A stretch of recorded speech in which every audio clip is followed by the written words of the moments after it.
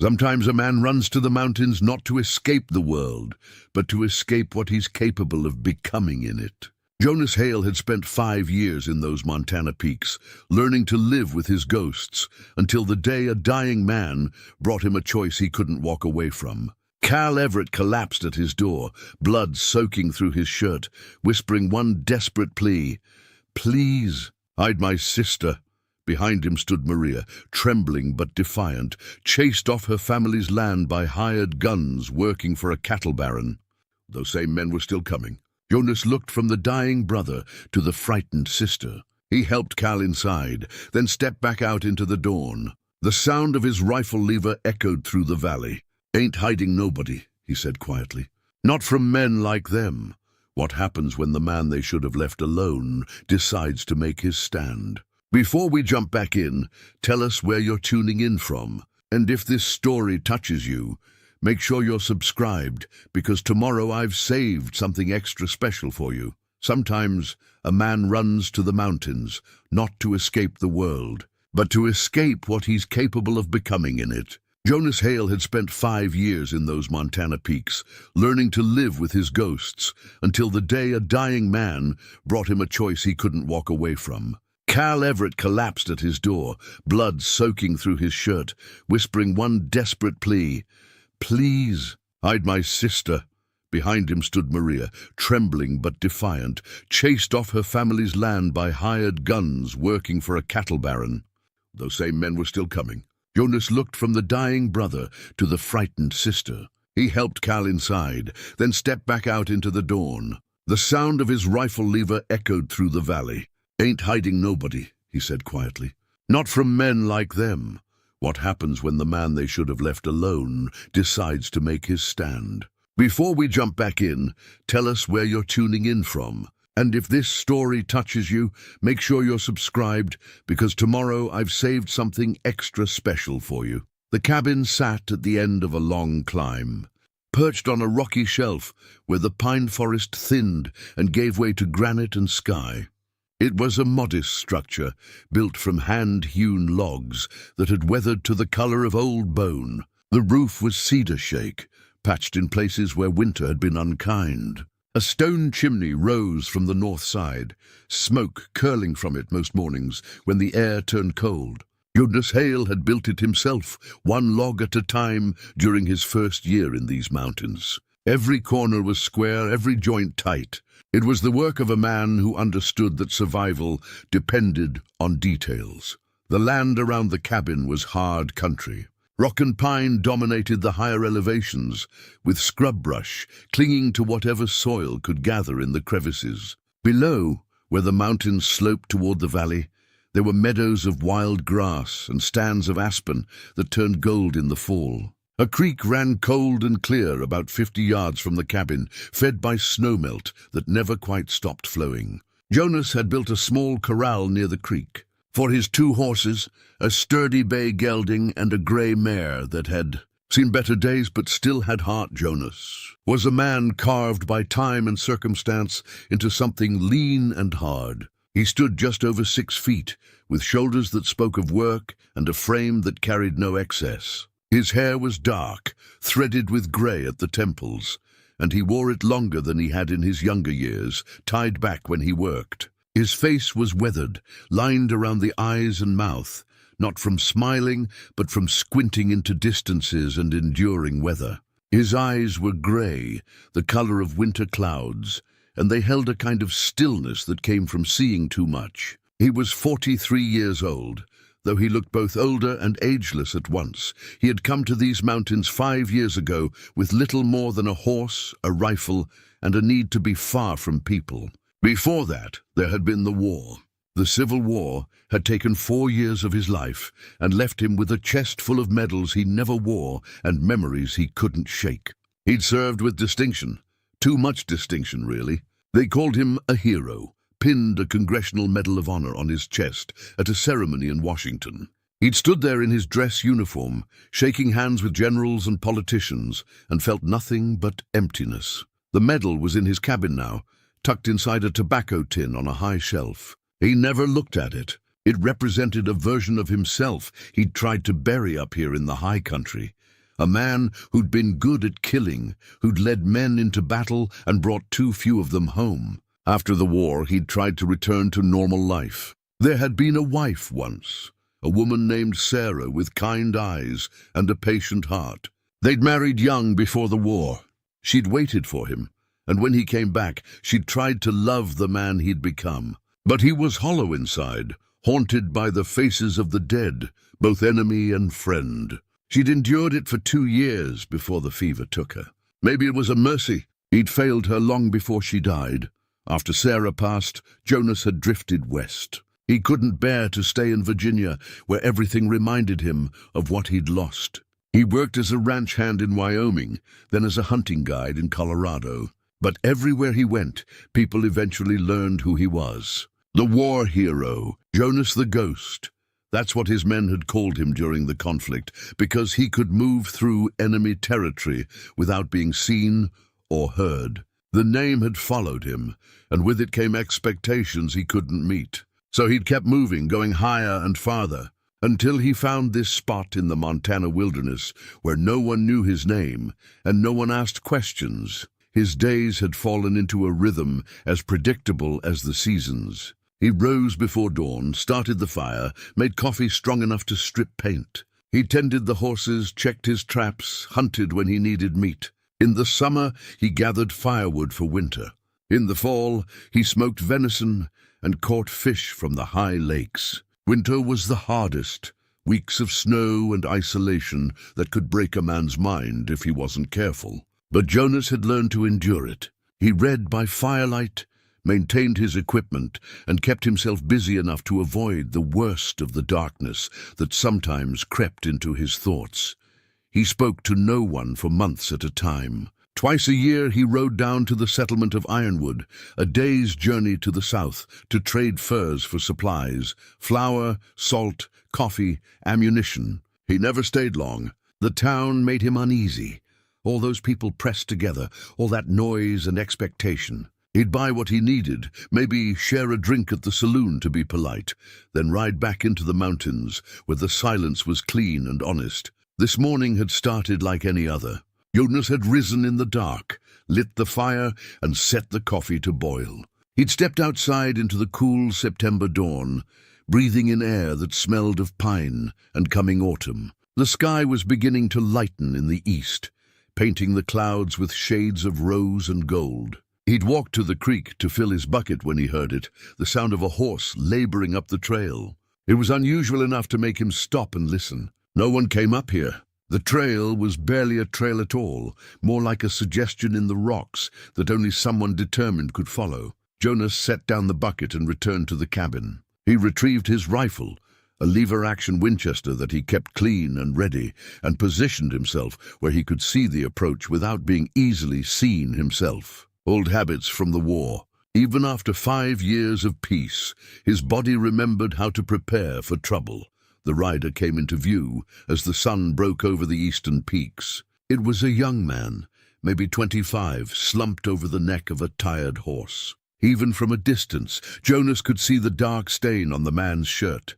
Blood. Behind him, on foot, came a young woman. She was struggling with the terrain, her dress torn and dirty, but she kept pace with the horse. One hand on its flank for support, Jonas watched them approach, his finger resting lightly on the trigger guard. He assessed the situation with the cold calculation of a man trained for combat. The young man was badly wounded, maybe dying. The woman was exhausted and frightened, but she moved with determination. No weapons visible, no sign of pursuit yet, but the way the woman kept glancing back over her shoulder suggested someone was coming. The horse stumbled the last few yards and stopped near the cabin. The young man tried to dismount but lacked the strength. He slid from the saddle and collapsed onto the hard-packed dirt of Jonas's yard. The woman cried out and dropped to her knees beside him. Jonas stepped out from his position, rifle lowered but not set aside. The woman's head snapped up at the sound of his boots on the ground. Her eyes were dark brown, wide with fear and desperation. She couldn't have been more than 22 or 23 years old.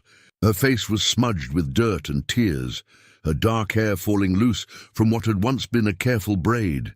"Please," she said, her voice breaking. Please help him. He's my brother. Jonas approached slowly, his eyes scanning the trail behind them. Still no sign of pursuit, but that didn't mean much. He knelt beside the young man and pulled back his shirt to examine the wound. A bullet had entered just below the ribs on the left side. There was a lot of blood, but the young man was still breathing, though it was shallow and labored. The young man's eyes flickered open. They were the same dark brown as his sister's. He looked up at Jonas with a gaze that held both pain and urgency. "Please," he whispered, barely audible. "Hide my sister!" Jonas met his eyes and saw something there he recognized, the look of a man who knew he was dying but had one last vital thing to accomplish. Jonas had seen that look on battlefields, in the eyes of soldiers who used their final breaths to pass messages or pleas. "Who's after you?" Jonas asked, his voice low and steady. "Tate's men," the young man managed. "Garrison Tate. They're coming." Sometimes a man runs to the mountains not to escape the world, but to escape what he's capable of becoming in it. Jonas Hale had spent 5 years in those Montana peaks, learning to live with his ghosts, until the day a dying man brought him a choice he couldn't walk away from. Cal Everett collapsed at his door, blood soaking through his shirt, whispering one desperate plea. "Please, hide my sister." Behind him stood Maria, trembling but defiant, chased off her family's land by hired guns working for a cattle baron. Those same men were still coming. Jonas looked from the dying brother to the frightened sister. He helped Cal inside, then stepped back out into the dawn. The sound of his rifle lever echoed through the valley. "Ain't hiding nobody," he said quietly. "Not from men like them." What happens when the man they should have left alone decides to make his stand? Before we jump back in, tell us where you're tuning in from. And if this story touches you, make sure you're subscribed, because tomorrow I've saved something extra special for you. The cabin sat at the end of a long climb, perched on a rocky shelf where the pine forest thinned and gave way to granite and sky. It was a modest structure, built from hand-hewn logs that had weathered to the color of old bone. The roof was cedar shake, patched in places where winter had been unkind. A stone chimney rose from the north side, smoke curling from it most mornings when the air turned cold. Jonas Hale had built it himself, one log at a time, during his first year in these mountains. Every corner was square, every joint tight. It was the work of a man who understood that survival depended on details. The land around the cabin was hard country. Rock and pine dominated the higher elevations, with scrub brush clinging to whatever soil could gather in the crevices. Below, where the mountains sloped toward the valley, there were meadows of wild grass and stands of aspen that turned gold in the fall. A creek ran cold and clear about 50 yards from the cabin, fed by snowmelt that never quite stopped flowing. Jonas had built a small corral near the creek. For his 2 horses, a sturdy bay gelding and a grey mare that had seen better days but still had heart. Jonas was a man carved by time and circumstance into something lean and hard. He stood just over 6 feet, with shoulders that spoke of work and a frame that carried no excess. His hair was dark, threaded with grey at the temples, and he wore it longer than he had in his younger years, tied back when he worked. His face was weathered, lined around the eyes and mouth, not from smiling, but from squinting into distances and enduring weather. His eyes were grey, the color of winter clouds, and they held a kind of stillness that came from seeing too much. He was 43 years old, though he looked both older and ageless at once. He had come to these mountains 5 years ago with little more than a horse, a rifle, and a need to be far from people. Before that, there had been the war. The Civil War had taken 4 years of his life and left him with memories he couldn't shake. He'd served with distinction, too much distinction, really. They called him a hero, pinned a Congressional Medal of Honor on his chest at a ceremony in Washington. He'd stood there in his dress uniform, shaking hands with generals and politicians, and felt nothing but emptiness. The medal was in his cabin now, tucked inside a tobacco tin on a high shelf.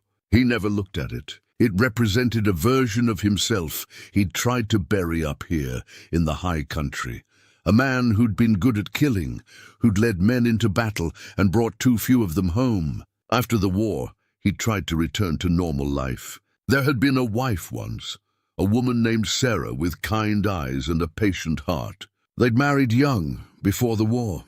She'd waited for him, and when he came back, she'd tried to love the man he'd become. But he was hollow inside, haunted by the faces of the dead, both enemy and friend. She'd endured it for 2 years before the fever took her. Maybe it was a mercy. He'd failed her long before she died.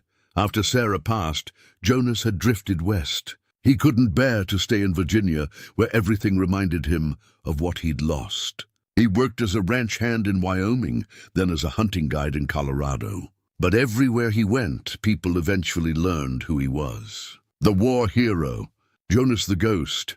That's what his men had called him during the conflict, because he could move through enemy territory without being seen or heard. The name had followed him, and with it came expectations he couldn't meet. So he'd kept moving, going higher and farther, until he found this spot in the Montana wilderness where no one knew his name and no one asked questions. His days had fallen into a rhythm as predictable as the seasons. He rose before dawn, started the fire, made coffee strong enough to strip paint. He tended the horses, checked his traps, hunted when he needed meat. In the summer, he gathered firewood for winter.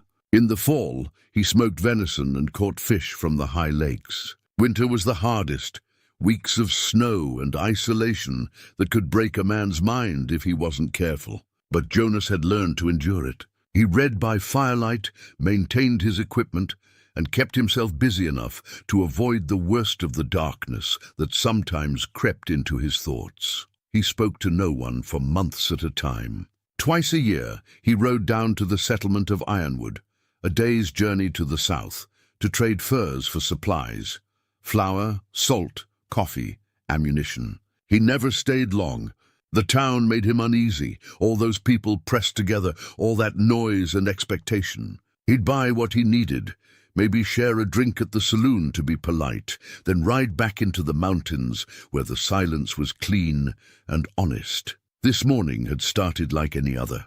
Jonas had risen in the dark, lit the fire and set the coffee to boil. He'd stepped outside into the cool September dawn, breathing in air that smelled of pine and coming autumn. The sky was beginning to lighten in the east, painting the clouds with shades of rose and gold. He'd walked to the creek to fill his bucket when he heard it, the sound of a horse laboring up the trail. It was unusual enough to make him stop and listen. No one came up here. The trail was barely a trail at all, more like a suggestion in the rocks that only someone determined could follow. Jonas set down the bucket and returned to the cabin. He retrieved his rifle, a lever-action Winchester that he kept clean and ready, and positioned himself where he could see the approach without being easily seen himself. Old habits from the war. Even after 5 years of peace, his body remembered how to prepare for trouble. The rider came into view as the sun broke over the eastern peaks. It was a young man, maybe 25, slumped over the neck of a tired horse. Even from a distance, Jonas could see the dark stain on the man's shirt, blood. Behind him, on foot, came a young woman. She was struggling with the terrain, her dress torn and dirty, but she kept pace with the horse. One hand on its flank for support. Jonas watched them approach, his finger resting lightly on the trigger guard. He assessed the situation with the cold calculation of a man trained for combat. The young man was badly wounded, maybe dying. The woman was exhausted and frightened, but she moved with determination. No weapons visible, no sign of pursuit yet, but the way the woman kept glancing back over her shoulder suggested someone was coming. The horse stumbled the last few yards and stopped near the cabin. The young man tried to dismount but lacked the strength. He slid from the saddle and collapsed onto the hard-packed dirt of Jonas's yard. The woman cried out and dropped to her knees beside him. Jonas stepped out from his position, rifle lowered but not set aside. The woman's head snapped up at the sound of his boots on the ground. Her eyes were dark brown, wide with fear and desperation. She couldn't have been more than 22 or 23 years old. Her face was smudged with dirt and tears, her dark hair falling loose from what had once been a careful braid. "Please," she said, her voice breaking. "Please help him. He's my brother." Jonas approached slowly, his eyes scanning the trail behind them. Still no sign of pursuit, but that didn't mean much. He knelt beside the young man and pulled back his shirt to examine the wound. A bullet had entered just below the ribs on the left side. There was a lot of blood, but the young man was still breathing, though it was shallow and labored. The young man's eyes flickered open. They were the same dark brown as his sister's. He looked up at Jonas with a gaze that held both pain and urgency. "Please," he whispered, barely audible. "Hide my sister." Jonas met his eyes and saw something there he recognized, the look of a man who knew he was dying but had one last vital thing to accomplish. Jonas had seen that look on battlefields, in the eyes of soldiers who used their final breaths to pass messages or pleas. "Who's after you?" Jonas asked, his voice low and steady. "Tate's men," the young man managed. "Garrison Tate. They're coming." The name meant nothing to Jonas, but the weight the young man put on it told him everything he needed to know. Whoever Tate was, he had power, and he had men willing to kill for him. "Let's get him inside," Jonas said to the woman. He holstered his rifle across his back and carefully lifted the young man. He was lighter than Jonas expected, his body already weakening from blood loss. The woman held the door open, and Jonas carried him into the cabin, laying him gently on the bed, the only bed in the single room. The cabin's interior was as spare as its exterior. A bed, a table with 2 chairs, a cast-iron stove, shelves with supplies and a few books. Everything had its place. Everything was clean and maintained. Jonas grabbed a clean cloth and his medical kit, a leather roll containing needles, thread, bandages, and a bottle of whiskey that served as both anesthetic and antiseptic. "What's your name?" Jonas asked the young man as he began cleaning the wound. "Cal," the man said through gritted teeth. "Cal Everett. This is Maria, my sister. I'm Jonas Hale." He worked quickly, his hands steady despite the years since he'd done battlefield surgery. The wound was bad. The bullet had gone clean through, which was good in that there was nothing to dig out, but it had likely torn through important things on its way. Cal had lost a lot of blood, and there wasn't much Jonas could do about that, except try to stop the bleeding and hope. Maria stood nearby, wringing her hands. Will he live?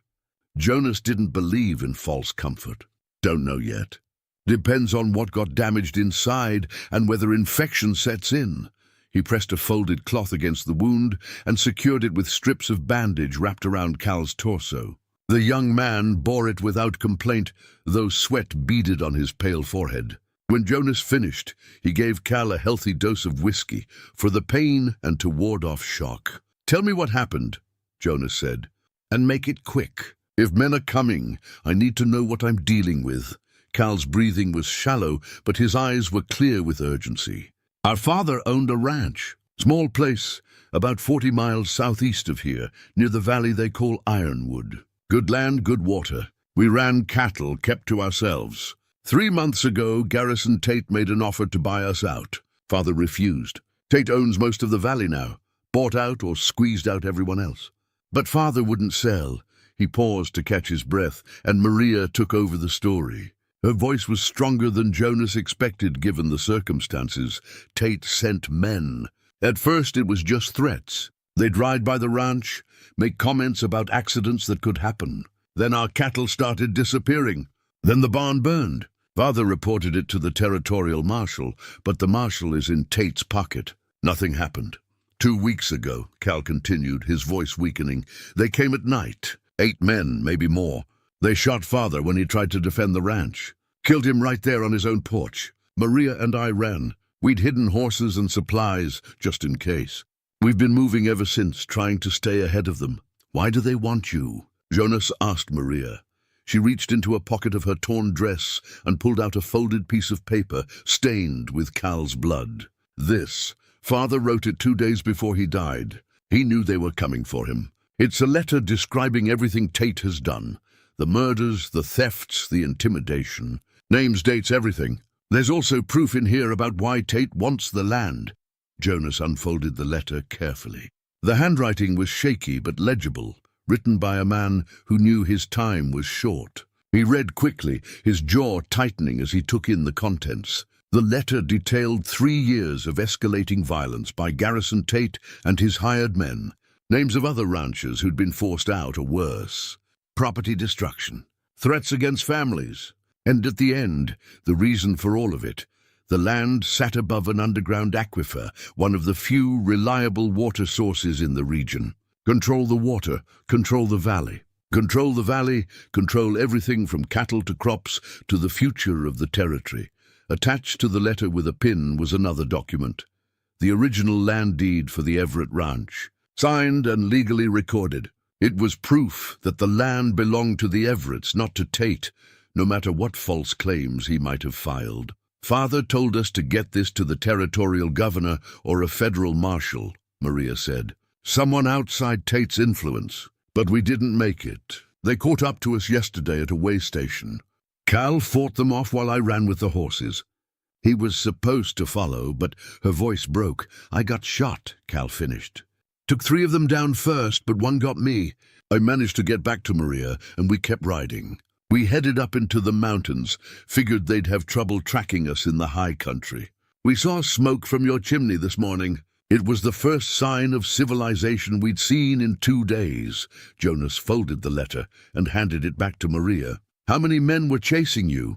6, Maria said. "Maybe more by now, if they sent for reinforcements." Jonas walked to the window and looked out at the trail. The sun was fully up now, casting long shadows across the rocky terrain. He could see for miles from this vantage point. It was one of the reasons he'd chosen this location. If riders were coming, he'd see them long before they arrived. "Cal needs rest and time to heal," Jonas said. "Time we probably don't have. Those men will follow your trail here. It's only a matter of when, not if." "I know," Maria said quietly. "That's why Cal asked you to hide me. He knows he's dying. He wants me to have a chance." Cal's hand reached out weakly and grasped Jonas's wrist. "Please, I don't care what happens to me. Just keep her safe. Get her away from here. There's a federal marshal in Helena. 2 weeks' ride if you push hard. Get her there with that letter." Jonas looked down at the dying young man. He saw the desperation there, but also the determination. This wasn't a plea born of cowardice. Cal had fought for his family, taken bullets for his sister, and now in his final hours, he was trying to secure her future with his last breath. Jonas had spent 5 years avoiding exactly this kind of situation. He'd come to the mountains to escape responsibility for other people's lives. He'd failed too many men during the war, led them into battles some didn't return from. He'd failed his wife by being too broken to love her properly. He'd built this isolated life specifically to avoid situations where his choices meant life or death for others. But standing here, looking at Cal's fading eyes and Maria's desperate hope, Jonas felt something stir that he thought was long dead. Not duty exactly, but something older and deeper. A sense of what was right. These people had been wronged. Their father had been murdered for standing up to a tyrant. They'd fought back as best they could, and now they were here, at his door, with nowhere else to go. He could hide Maria, take her through the high passes he knew so well, avoid the men hunting her, get her to Helena. It would be dangerous, but possible. He'd done similar things during the war. That's what Cal was asking for. That's what any reasonable man would do. But Jonas looked out the window again at the approaching trail and made a different calculation. 6 men, maybe more. Hard men, hired killers willing to murder ranchers and chase down women. If he ran with Maria, they'd follow. The chase would last days, maybe weeks, and eventually, in some mountain pass or valley, they'd catch up. And he'd have to fight them anyway, but on their terms, in terrain they'd choose, or he could make his stand here, now.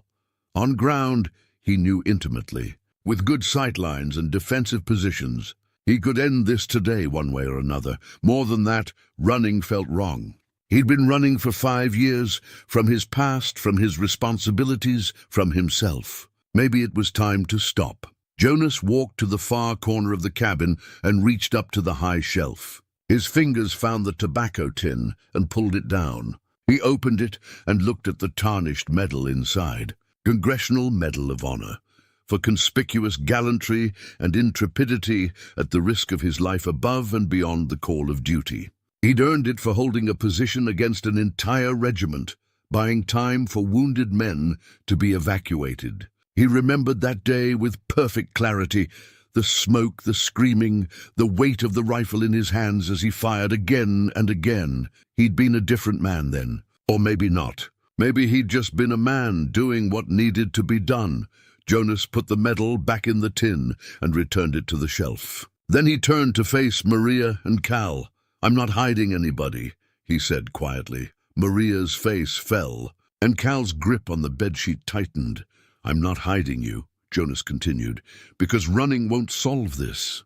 They'll just keep coming. But I'll stand with you. When those men arrive, we'll be ready for them."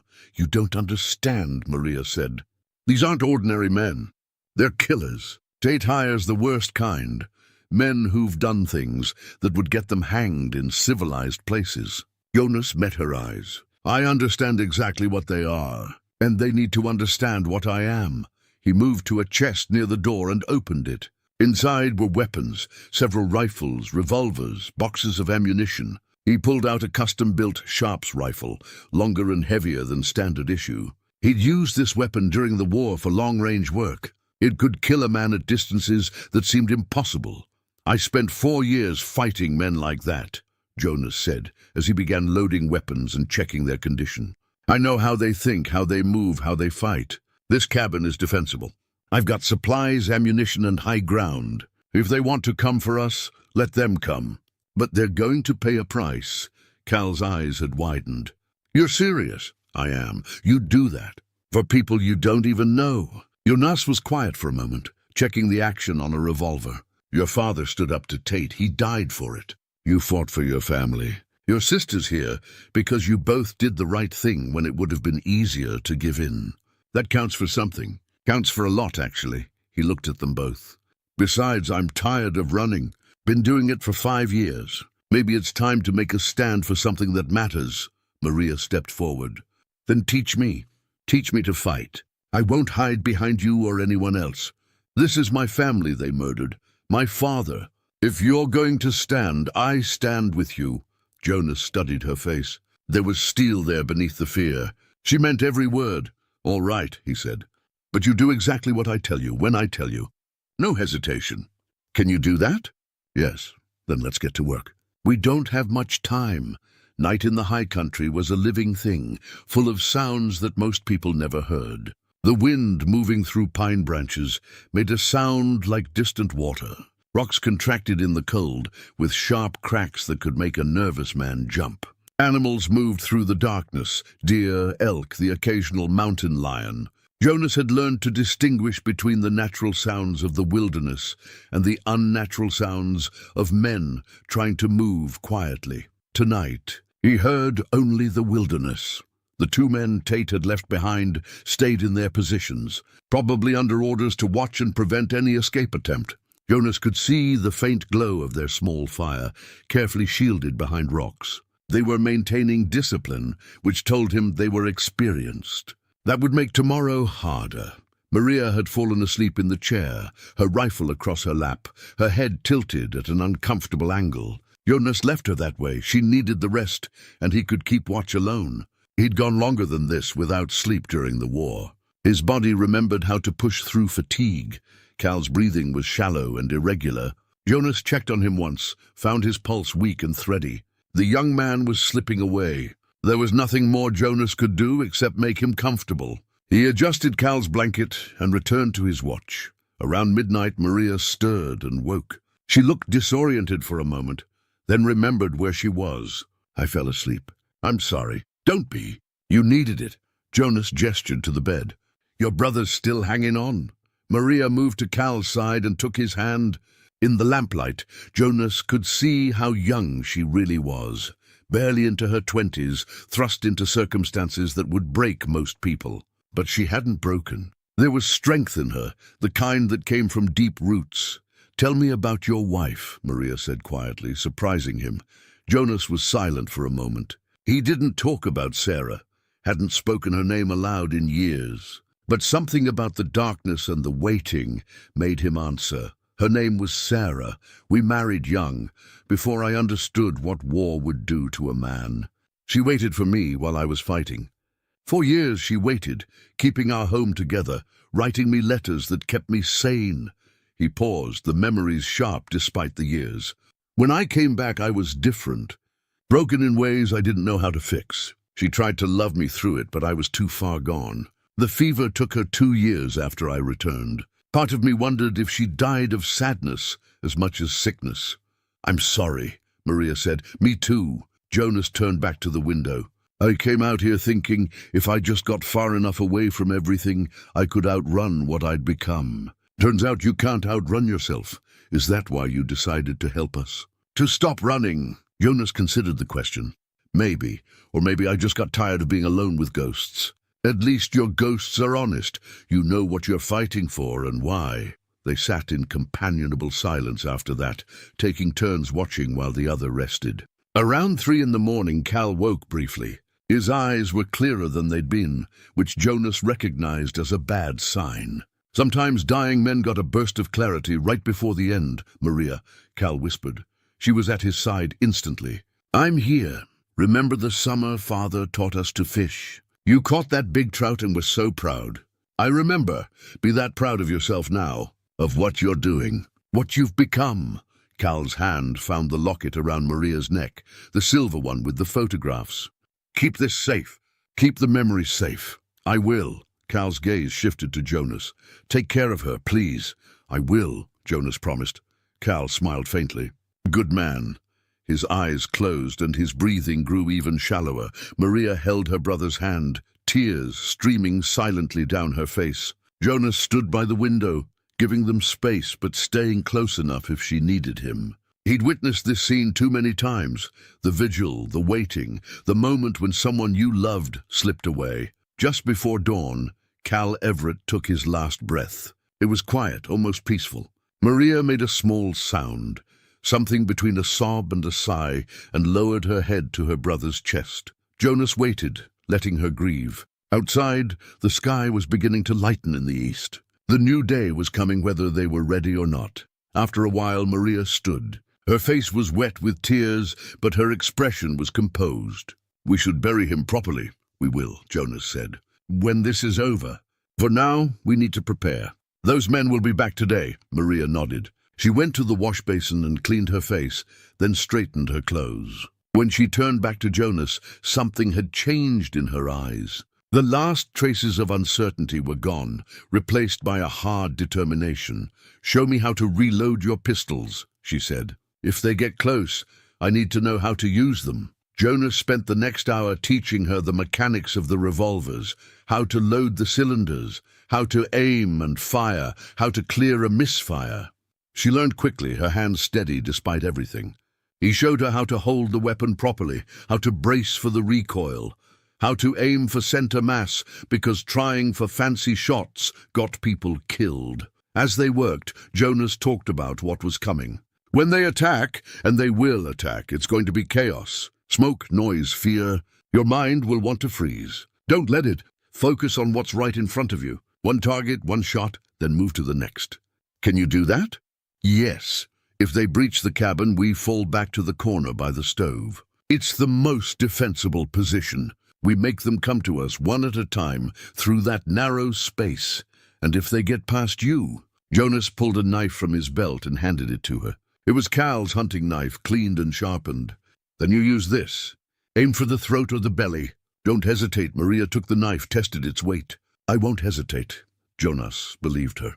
The sun rose over the eastern peaks, painting the valley in shades of gold and amber. It was beautiful, the kind of morning that made you glad to be alive. Jonas wondered if it would be his last. Around 8 o'clock, he spotted dust on the trail below. Riders coming fast. He counted them as they came into view, 12 men, maybe more. They'd brought reinforcements as expected. "They're here," Jonas said quietly. Maria took her position by the window, rifle ready. Her hands were steady. The riders stopped at the same distance as before, just beyond easy rifle range. Jonas recognized the two who'd stayed behind, joining the group. Then the riders parted, and a man rode forward on a magnificent black stallion. Even at this distance, Jonas could tell this was someone different. The man sat his horse with absolute confidence, dressed in expensive clothes that looked out of place in the wilderness. He was older, maybe 50, with a well-trimmed beard and the bearing of someone accustomed to command. "That's Garrison Tate," Maria said, her voice tight with anger. "That's the man who killed my father." Jonas studied Tate through his rifle sights. The cattle baron had brought his son with him, a younger version of Tate, arrogant in his bearing. And riding beside them was another man, harder looking than the rest, with a scarred face and cold eyes. This one moved like a professional, scanning the terrain, assessing angles and distances. "The one with the scars, that's Virgil Cobb," Maria said. "He's Tate's foreman. He's the one who pulled the trigger on father." Jonas filed that information away. Cobb would be the dangerous one, the real threat. Tate was a rich man playing at violence. His son was a fool trying to prove himself. But Cobb was a killer, and killing was what he did. Tate raised his hand, and the group stopped. He produced a white handkerchief and waved it, a flag of truce. "Interesting," Jonas muttered. "He wants to talk." "Don't trust him," Maria said. "I don't trust anyone who murders ranchers and chases down women. But let's hear what he has to say." Jonas stepped out onto the small porch in front of the cabin, his Winchester held casually but ready. The morning air was crisp and clean, carrying the scent of pine and sage. "That's far enough," Jonas called out. "State your business." Tate's voice carried clearly across the distance. "My business is with the woman, the Everett girl. She has something that belongs to me, and I want it back. She doesn't have anything that belongs to you. She has a letter that describes your crimes, and a deed that proves her family's land is hers, not yours. I see she's been telling tales." Tate's voice was smooth, practiced. "I don't know what lies her father filled her head with, but the truth is simple. I made him a fair offer for his land. He refused. He became unreasonable, even violent. My men had to defend themselves. That's not what the letter says. It lists names, dates, and details of 3 years of murder and theft. It'll hold up in federal court." Tate was quiet for a moment. "Who are you?" "You're not kin to the Everetts. Name's Jonas Hale. And no, I'm not kin. Just a man who doesn't like seeing bullies get away with murder. Jonas Hale." Tate repeated the name thoughtfully. Then his posture changed slightly. Recognition. "Jonas Hale, the ghost, Congressional Medal of Honor. We heard you disappeared after the war." "I did. Found myself a quiet place in the mountains. Until your men showed up. Then you understand how this works. You're a military man. You know about following orders, about chains of command. These are my mountains, Mr. Hale, my territory. I employ half the people in this region. The law answers to me. The marshal answers to me. Even if that girl gets to Helena with her letter, do you think anyone will believe her over me? Federal marshals don't answer to cattle barons. And judges tend to believe documentation." Tate's tone hardened. "You're making a mistake. I'm offering you a way out. Ride away now, and I'll forget you were involved. There might even be compensation for your trouble. But if you continue to interfere, I'll treat you the same as any other obstacle." "The thing about obstacles," Jonas said calmly, "is sometimes they're harder to remove than you expect. I have 15 men down here. How many do you have?" "Just me and the girl. But I've got high ground, clear sight lines, plenty of ammunition, and nothing to lose. How many men are you willing to bury to get what you want?" Virgil Cobb spoke for the first time, his voice rough and direct. "Boss, we're wasting time talking. Let me take 5 men and we'll root them out." But Raymond Tate, the son, laughed mockingly. "One old soldier and a woman? Father, this is embarrassing." "Let me handle it. I'll have them out of there in an hour." Jonas studied the young fool and made his assessment. Arrogant, inexperienced, dangerous in the way that incompetence is dangerous. The kind of man who got other people killed while he played at war. Garrison Tate seemed to be weighing his options. Finally he spoke again. "Last chance, Mr. Hale. I'm a reasonable man, but my patience has limits." "Then you better prepare to lose more men," Jonas replied. "Because we're not coming out. And you're not coming in without paying a price." "So be it." Tate wheeled his horse around and rode back to his men. Jonas returned to the cabin. Maria was pale but determined. "What now?" "Now we see if he's willing to pay the butcher's bill." Jonas checked his weapons one more time. They'll try to overwhelm us with numbers. We need to make every shot count and break their momentum before they can organize a proper assault. Through the window, they watched Tate's men dismounting and preparing for attack. Cobb was organizing them into groups, assigning positions. Whatever was about to happen, it would happen soon. Maria touched the locket at her throat, the one with her parents' photographs, then picked up her rifle. For father. For Cal. For what's right, Jonas added. The first shots rang out moments later as Tate's men opened fire on the cabin. The attack came with the coordinated precision of men who'd done this before. Cobb had divided them into 3 groups, one to provide covering fire, one to flank from the north, and one to push straight up the middle. It was textbook tactics, the kind that worked against amateurs. Jonas wasn't an amateur. The covering fire was intended to keep Jonas and Maria pinned while the assault teams moved. But Jonas had fought in enough battles to recognize the pattern. He waited, watching through a gap in the shutters he'd partially closed over the windows, tracking movement through the trees and rocks below. Don't return fire yet, he told Maria. Let them commit. The gunfire intensified, bullets thudding into the log walls and whining off the stones of the chimney. It was meant to be intimidating, and it was working on Maria. Jonas could see her flinching with each impact. But the cabin was solid, built to withstand weather and worse. The logs were thick, the chinking sound. They'd need cannon to breach these walls, and all they had were rifles and pistols. Jonas kept his focus on the flanking team, moving through the trees to the north. 5 men moving in a loose skirmish line, using cover well. They were about 200 yards out now, thinking they were concealed by the forest and the covering fire. He brought the Sharp's rifle to his shoulder and sighted carefully. The range was moderate for the big rifle, well within its capabilities. He picked the man on the far left, the one setting the pace for the others, and led him slightly to account for movement. The Sharps boomed, and through the dissipating smoke, Jonas saw the man go down. The others froze, suddenly aware they weren't as concealed as they'd thought. Jonas had already reloaded. He fired again, and another man stumbled and fell. The flanking attack broke. The remaining 3 men scattered, falling back to better cover. Jonas had bought time and broken their momentum. Now, he told Maria, fire on the center group. Don't try to hit them. Just keep their heads down. Maria opened up with her Winchester, working the lever action and firing methodically at the rocks where the covering team was positioned. Her shots weren't accurate at this range, but that wasn't the point. The point was to make them keep their heads down, to make them nervous, to disrupt their rhythm. Jonas shifted his attention to the direct assault team pushing up the middle. These men were bolder, or maybe more desperate. They were using the terrain well, moving from cover to cover, getting closer with each rush. Raymond Tate was with them, shouting encouragement, playing at being a warrior. Jonas let them get to within 100 yards, then opened up with the Winchester. At this range, with clear sight lines, he was deadly. His first shot took down the lead man. His second wounded another. The third made Raymond Tate dive behind a boulder so fast he lost his hat. The assault stalled. Jonas could hear shouting from below. Cobb's voice trying to rally the men, trying to keep the momentum going. But momentum was a fragile thing in combat. Once broken, it was hard to rebuild, especially when men were dying. They're pulling back, Maria said. Her voice breathless.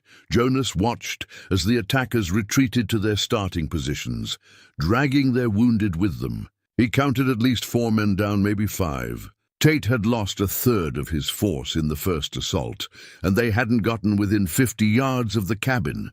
Good, Jonas said, but they'll try again.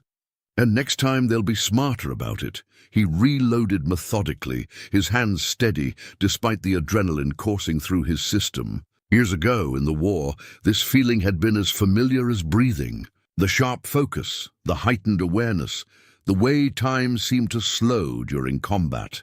He'd thought he'd left it behind in the mountains. Turned out it had just been waiting below. Jonas could see Garrison Tate gesturing angrily, arguing with Cobb. Even at this distance, the body language was clear. Tate was furious that his overwhelming force hadn't simply rolled over the cabin's defenders. Cobb was trying to explain that overwhelming force didn't mean much when it had to funnel through kill zones against an entrenched defender who knew what he was doing. Raymond Tate was sitting on the ground, looking shaken. His first taste of real violence had apparently been sobering. "They're going to try something different," Jonas said, studying their positions. "Cobb's too smart to just throw men at us again the same way. What will they do? Fire, probably. Wait until dark and try to burn us out. It's the smart play." Jonas looked around the cabin, calculating. "We'll need to be ready to move if they succeed." "Move where?" "There's a cave system about half a mile north of here. I use it for cold storage sometimes. We could hold out there if we had to, though it's not as defensible as the cabin." Maria looked at her brother's still form on the bed. "We can't leave him." "I know. We'll bury him proper when this is done. I promise you that." The afternoon wore on in tense silence. Tate's men made no further attempts to advance, but they didn't leave either. Jonas could see them moving around down there, doing something, but the angles were wrong to get a clear view. Around 3 o'clock, Jonas figured out what they were doing. They were constructing a movable barrier, a wooden framework covered with thick planks that would provide cover as they advanced. It was crude but potentially effective. A few men could push it forward while others fired around it, providing mobile cover for an assault. "Clever," Jonas admitted grudgingly. "Cobb's adapting. Can we stop it?" "Maybe. If I can hit the men behind it, the others won't want to push it forward." Jonas positioned himself at the window with the Sharp's rifle. "But it's going to be tricky shooting." As the sun dropped lower in the sky, Tate's men began their second assault. 4 men pushed the wooden barrier forward, while the others provided covering fire. The barrier was heavy. Jonas could see them straining with the effort, but it was working. They were advancing slowly but steadily up the slope toward the cabin. Jonas waited until they were committed, until they were out in the open, with nowhere to retreat quickly. Then he aimed not at the barrier, but at the ground beneath it where he could see boots and lower legs. The Sharps boomed. One of the men pushing the barrier screamed and went down. The barrier tilted dangerously. Jonas reloaded and fired again. Another man fell. The barrier collapsed onto its side, no longer providing cover. The assault broke again. The men scattered back to their positions, leaving the barrier lying useless on the slope. Jonas heard Tate shouting, his voice carrying on the wind. He couldn't make out the words, but the tone was clear, fury and frustration. The cattle baron was learning that money and power didn't mean much when you were the one being shot at. "How much ammunition do we have left?" Maria asked. Jonas did a quick inventory. "Enough for another day, maybe 2 if we're careful. But we're not going to be here that long. Either they'll give up and leave, or they'll find a way to force us out. Which do you think they'll do?" Jonas looked down at where Tate was pacing back and forth, gesturing angrily. "He's invested too much now, money, men, pride. He can't walk away without losing face. So he'll find a way or he'll die trying." As if in response to Jonas's prediction, he saw Cobb gathering a group of men and pointing toward the west. Jonas shifted position to get a better view and felt his stomach tighten. They were moving toward the creek, the source of the cabin's water. "They're going to cut off our water," Jonas said. "Or poison it." Maria's eyes widened. "Can they do that?" "If they get to the creek upstream of us, yes. They can foul it or divert it. Without water, we can't hold out more than a few days," Jonas calculated quickly. They had perhaps 2 days' worth of water in the containers inside the cabin. After that, they'd have to either break out or surrender. He watched as 6 men made their way carefully toward the creek, using the terrain and the fading light to conceal their movement. Jonas could take some of them out, but not all 6 before they reached the water. And once they were there, dislodging them would be nearly impossible without leaving the cabin's protection. "We've got a problem," Jonas said quietly. Before he could elaborate, he heard a new sound, horses approaching from the south. For a moment he thought it was more reinforcements for Tate. But then he saw only 2 riders, and they were coming fast, pushing their horses hard. The riders swept into Tate's camp, and Jonas could see heated conversation, lots of gesturing. One of the riders was waving a piece of paper. After a few minutes, Garrison Tate stalked over to where Cobb was organizing the creek operation and called him back. "Something's happening," Maria said. Jonas watched through his rifle scope, trying to make sense of the scene below. Whatever news the riders had brought, it had changed Tate's plans. The cattle baron was arguing with Cobb, who was shaking his head. Raymond Tate joined the conversation, and it became more heated. Finally, Tate gestured sharply, and his men began pulling back, consolidating into a defensive perimeter. The operation against the creek was abandoned. "They're stopping," Maria said, confused. "Why are they stopping?" Jonas didn't lower his rifle. "Don't know yet. Could be a trick. Could be they're waiting for dark. Could be something else entirely." They waited as the sun set and darkness fell over the mountains. Tate's men built fires and settled into what looked like a siege camp. No more attacks came. Jonas maintained watch, suspicious of the sudden change in tactics. Around midnight, Maria came to stand beside him at the window. "Do you think they'll give up? Just leave?" "Men like Tate don't give up. They just change strategies." Jonas kept his gaze on the fires below. "Something changed today. Those riders brought news that made Tate pause. I don't know what it was, but we need to use whatever time it bought us. To do what?" Jonas turned to look at her. "To make sure if they do break through, that letter and deed get out. Someone needs to know the truth about what Tate's done." Maria touched the locket at her throat again, then pulled out the blood-stained papers from where she'd kept them tucked inside her dress. "Cal died for these. Father died for these. I'm not giving them up. I'm not asking you to. I'm saying we need a backup plan. If things go bad, one of us needs to get out with those documents. We could both run. Tonight, while they're settled in camp," Jonas considered it.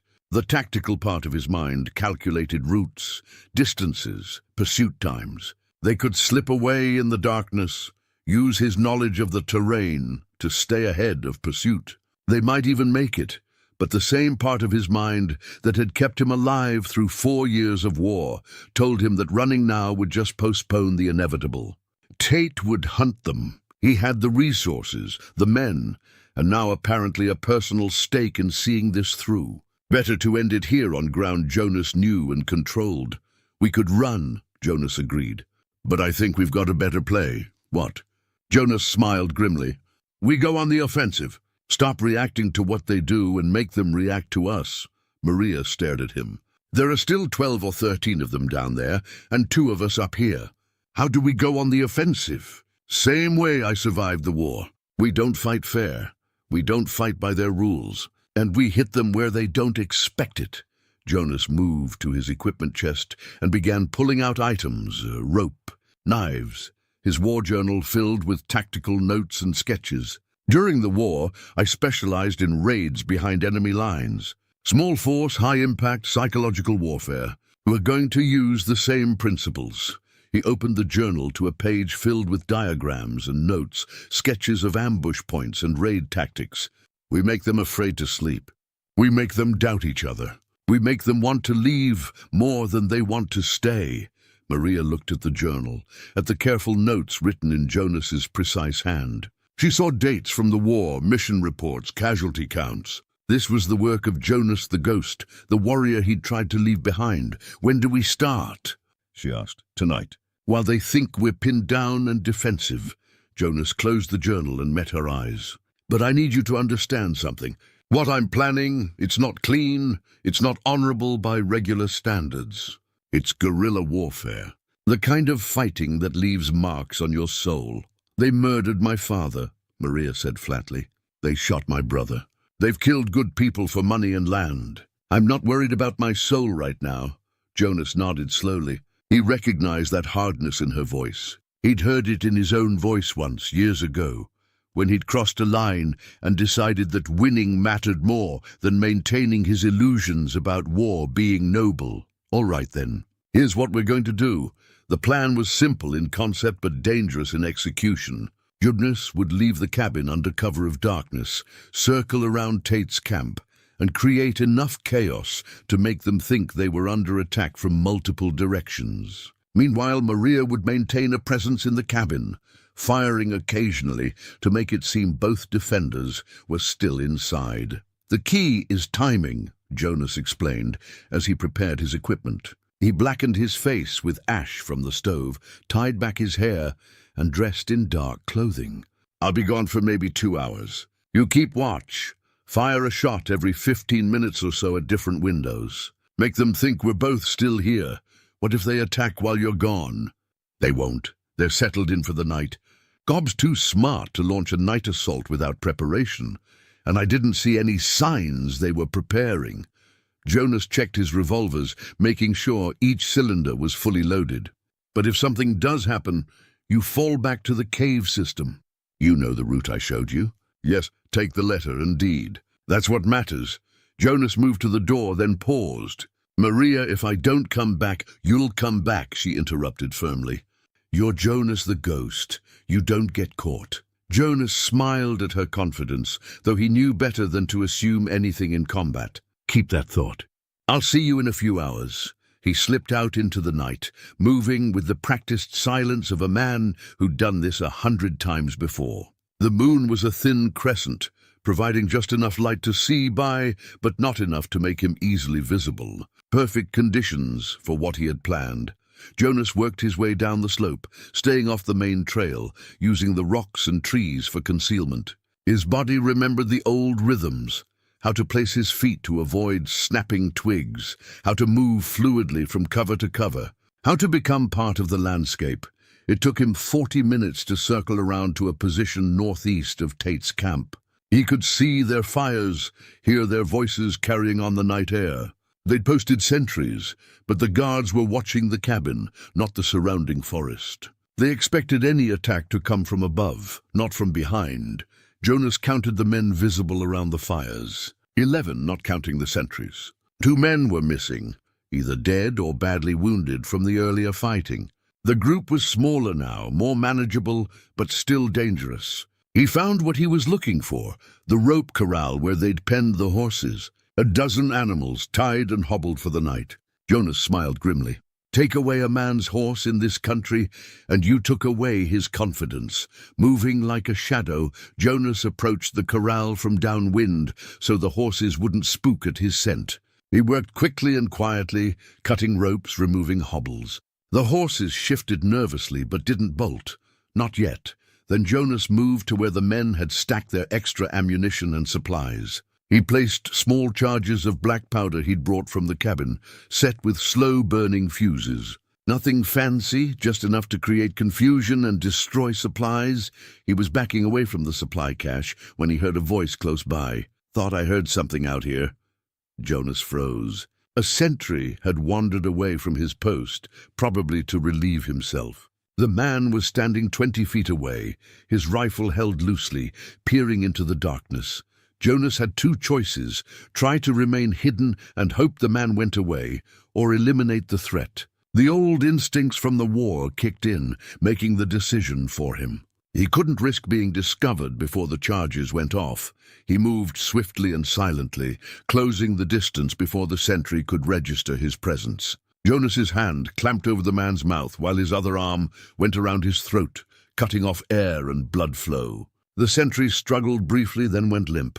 Jonas lowered him quietly to the ground and tied him securely with the man's own belt and bandana. Not dead, but he'd be unconscious for a while. Jonas heard voices from the camp, someone wondering where the sentry had gone. He needed to move now. He struck a match and lit the fuses, then slapped the nearest horse on the rump. The animal bolted, and that started the others. Suddenly, a dozen horses were stampeding through the camp, panicked and wild. Men shouted in alarm, diving out of the way, trying to catch the fleeing animals. In the confusion, Jonas's charges detonated, not large explosions, but enough to destroy the ammunition cache and set fire to their supplies. The camp erupted into chaos. Men were running in all directions, some chasing horses, others trying to put out fires. Everyone shouting questions and contradictory orders. Jonas fired 2 shots from his revolver into the air, then moved quickly to a new position and fired twice more from a different angle. The shots came from the forest, making it seem like multiple attackers were surrounding the camp. Virgil Cobb's voice cut through the confusion, trying to restore order. "It's a raid! Form up!" defensive positions. But it was too late. The horses were scattered, the supplies were burning, and the men were spooked. Jonas melted back into the forest, moving swiftly now, putting distance between himself and the chaos he'd created. Behind him, he heard more gunfire as Tate's men shot at shadows, their nerves frayed. Jonas smiled. They'd be jumping at every sound for the rest of the night. Exhausted and rattled by morning, he made his way back to the cabin, approaching carefully and giving the signal he'd arranged with Maria. 3 stones tossed against the door in quick succession. The door opened immediately and he slipped inside. It worked? Maria asked. Better than I hoped. Their horses are scattered, their supplies are burning, and they're convinced they're surrounded.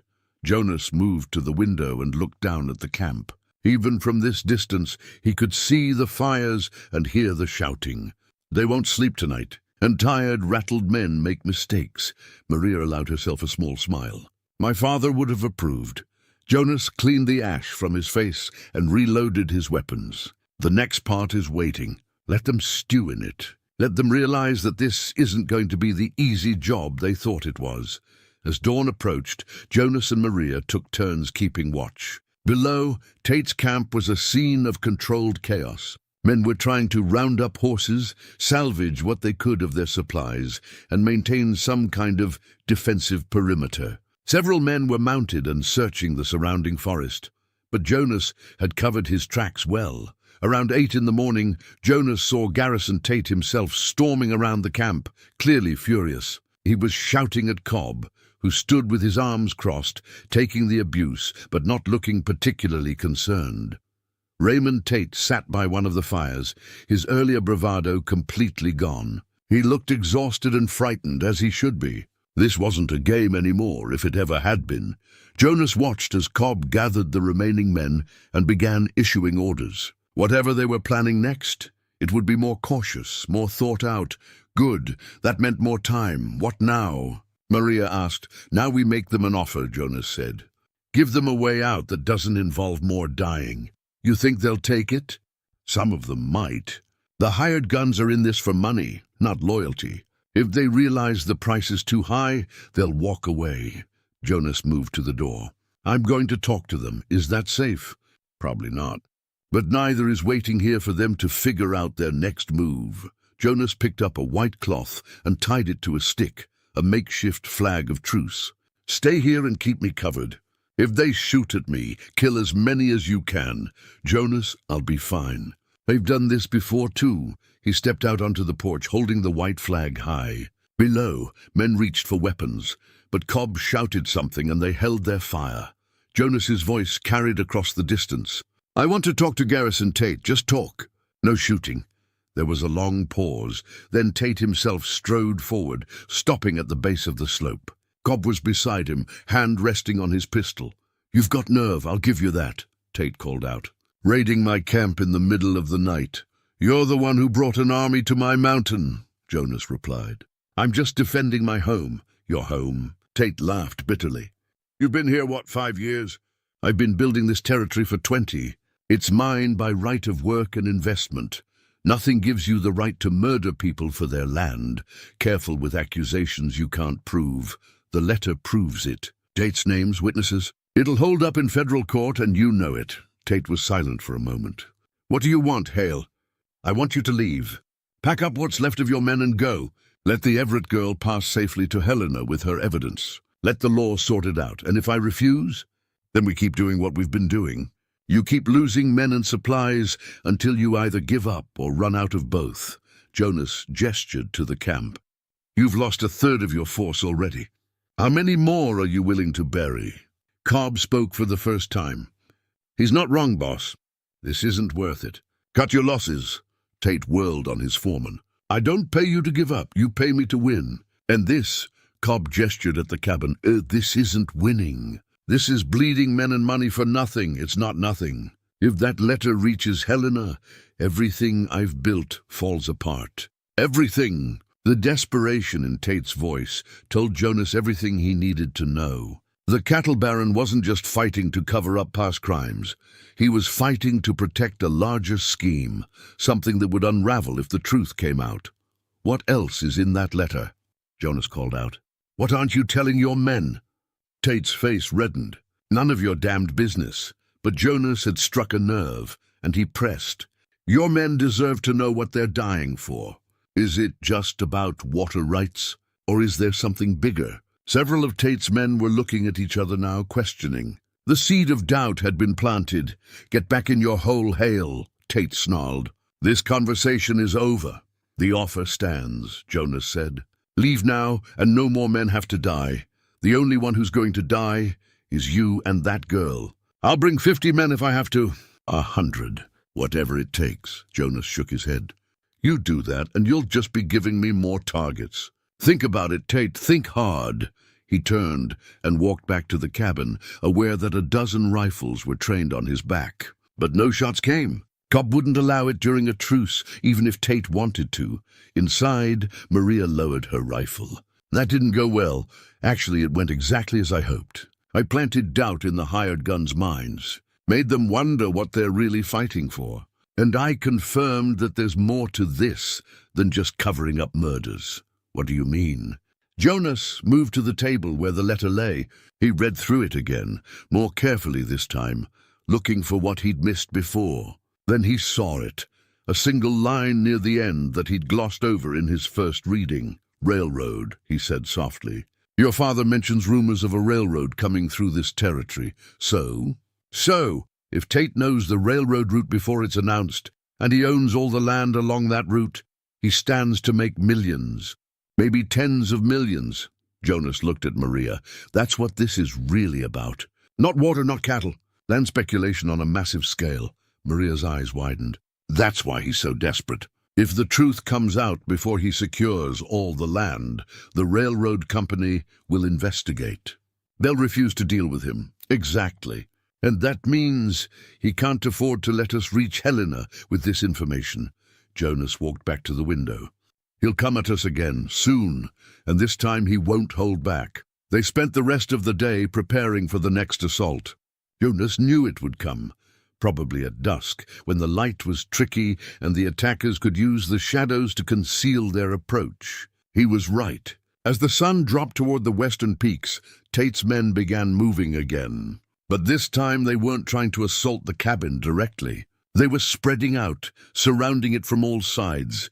They're going to try to burn us out, Jonas said. Wait until full dark, then light fires all around the cabin. Force us to either burn or run out into the open. Can we stop them? Maybe, if we can pick off enough of them before they get the fires started. Jonas positioned his rifles at different windows. This is it, Maria. The real fight. You ready? Maria checked her weapons one more time, then nodded. Ready. As darkness fell, the first torches were lit below. The torches flickered like malevolent fireflies in the darkness, spreading out in a loose circle around the cabin. Jonas counted at least 8 of them, maybe more hidden in the shadows. Tate was committing everything to this assault. No more probing attacks, no more testing defenses. This was the final push. They'll try to get close under cover of darkness, then throw the torches onto the roof, Jonas said, his voice calm despite the stakes. We need to stop them before they get within throwing distance. He handed Maria one of his revolvers, along with her rifle. If they breach the cabin, use this. And remember what I taught you about the knife. Maria nodded, her face pale but determined in the lamplight. She touched Cal's hunting knife at her belt, then moved to her assigned window. Jonas positioned himself at the front window with the Sharp's rifle. The range was tricky in the darkness, but the torches gave away the positions of Tate's men. They thought the light would help them see their target. Instead, it made them targets. The first shot from the Sharps boomed through the night. One of the torches went flying as the man carrying it fell. The others immediately dropped their lights and dove for cover, but Jonas had already marked their positions. He fired twice more with the Winchester, forcing them to stay down. Maria opened fire from her window, the muzzle flash briefly illuminating her focused face. She was firing at shadows and movement, keeping the attackers off balance, but Tate had learned from his earlier failures. While some men provided the distraction with torches, others were moving in the darkness without lights, approaching from multiple directions. Jonas heard sounds from the north side of the cabin. Footsteps. Whispered commands. "North side," he called to Maria. "At least 3 of them." Maria swung her rifle around and fired through the shuttered window. Someone cursed in pain, and Jonas heard scrambling as men retreated. Then came the sound of breaking glass. Something crashed through the east window. A torch wrapped in oil-soaked cloth. It landed on the floor, flames spreading quickly across the old wood. "Fire!" Maria shouted. Jonas grabbed a bucket of water they'd prepared and doused the flames. The torch hissed and went out, but the damage was done.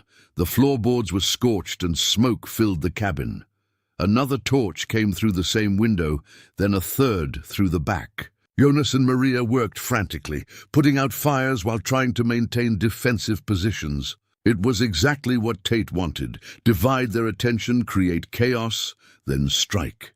Jonas heard boots on the porch.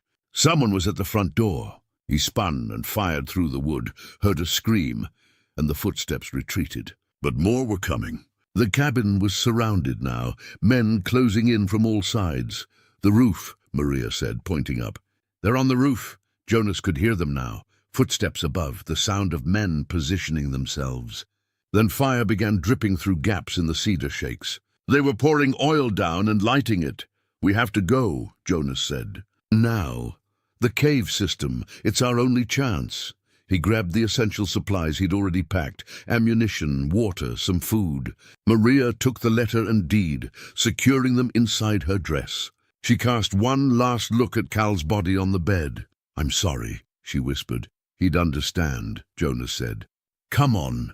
He led her to the back corner of the cabin, where a small root cellar accessed through a trapdoor led to a tunnel he'd dug years ago. An escape route he'd prepared but never thought he'd need. They descended into the darkness as flames began to consume the cabin above. The tunnel was narrow and low, barely wide enough to crawl through. Jonas went first with a lantern, Maria close behind. Behind them, they could hear shouts of triumph as Tate's men realized the cabin was burning. The tunnel ran north for about 100 yards, emerging in a ravine hidden by thick brush. Jonas pushed through carefully, checking for guards. The attention was all focused on the burning cabin. No one was watching the surrounding forest. "This way," Jonas whispered. "Stay low and quiet." They moved through the darkness, putting distance between themselves and the burning cabin. Jonas led them on a winding route through terrain he knew intimately, over rocky outcrops that wouldn't hold tracks, through streams that would wash away their scent, past landmarks only he knew. After an hour of steady movement, they reached the cave system Jonas had mentioned. The entrance was concealed behind a waterfall, a narrow gap in the rock that you wouldn't notice unless you knew exactly where to look. Inside, the cave opened into a larger chamber. Jonas had stocked it over the years with supplies: blankets, preserved food, spare ammunition. It wasn't comfortable, but it was dry and defensible. Maria sank down against the stone wall, exhausted and shaking. The adrenaline that had sustained her through the attack was fading, leaving her drained. "Rest," Jonas said. "We're safe here for now. How long before they find us?" "Hard to say. In daylight they could track us, but I covered our trail as well as I could. And they'll probably assume we died in the fire, at least at first." Jonas checked his weapons, reloading what he'd fired. "We've bought ourselves some time." Maria pulled out the letter and deed, checking to make sure they were undamaged. "All of this, everything Cal and Father fought for, it comes down to these pieces of paper. Information is power. Those papers can bring down Tate's entire operation." Jonas settled against the opposite wall. "But first we need to figure out how to get them to Helena. Can we make it? Just the 2 of us on foot. It's 2 weeks of hard travel, maybe more without horses, and Tate will be hunting us the whole way." Jonas was quiet for a moment. "But I've made harder journeys." They sat in silence, listening to the sound of the waterfall outside and their own breathing. The cave was cold, but the blankets helped. Maria wrapped herself in one, still shivering. "Tell me something," she said after a while. "Why did you really help us?" "The truth." Jonas considered the question. He could give her the easy answer, that it was the right thing to do, that he couldn't stand by and watch innocent people be murdered. All of that was true. But there was more to it. I spent 5 years running from who I was, he said finally. From the things I'd done, the man I'd become during the war. I thought, if I could just get far enough away, high enough in the mountains, I could leave it all behind. But you can't run from yourself. You just carry it with you. And we changed that.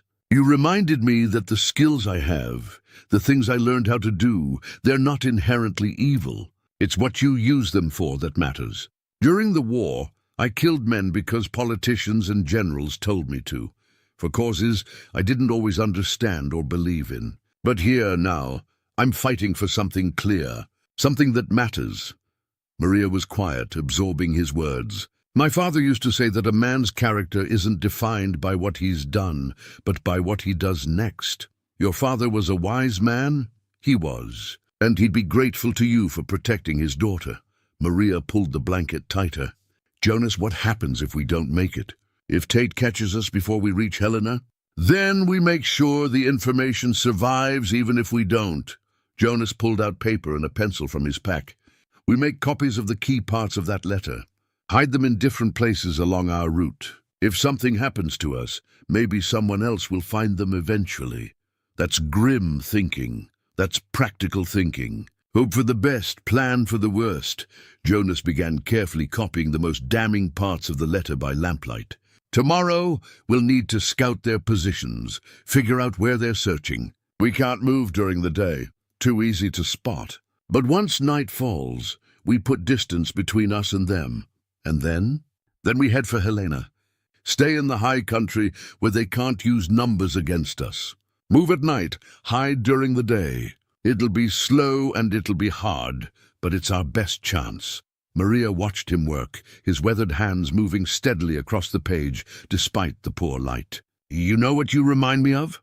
Those old stories about knights. The ones who'd champion people who had no other defender. Jonas snorted. Knights had honor and nobility. I'm just a man who's killed too many people trying to figure out how to be something other than a killer. Maybe that's what makes you different. Real knights probably struggled with the same things. They just didn't write about it in the stories. Jonas finished the copy and tucked it carefully into a waterproof pouch. Get some sleep. I'll take first watch. We've got a long road ahead of us. Maria settled against the cave wall, wrapped in the blanket. Within minutes, exhaustion claimed her and she was asleep. Jonas sat by the entrance, watching the darkness beyond the waterfall. His cabin was gone.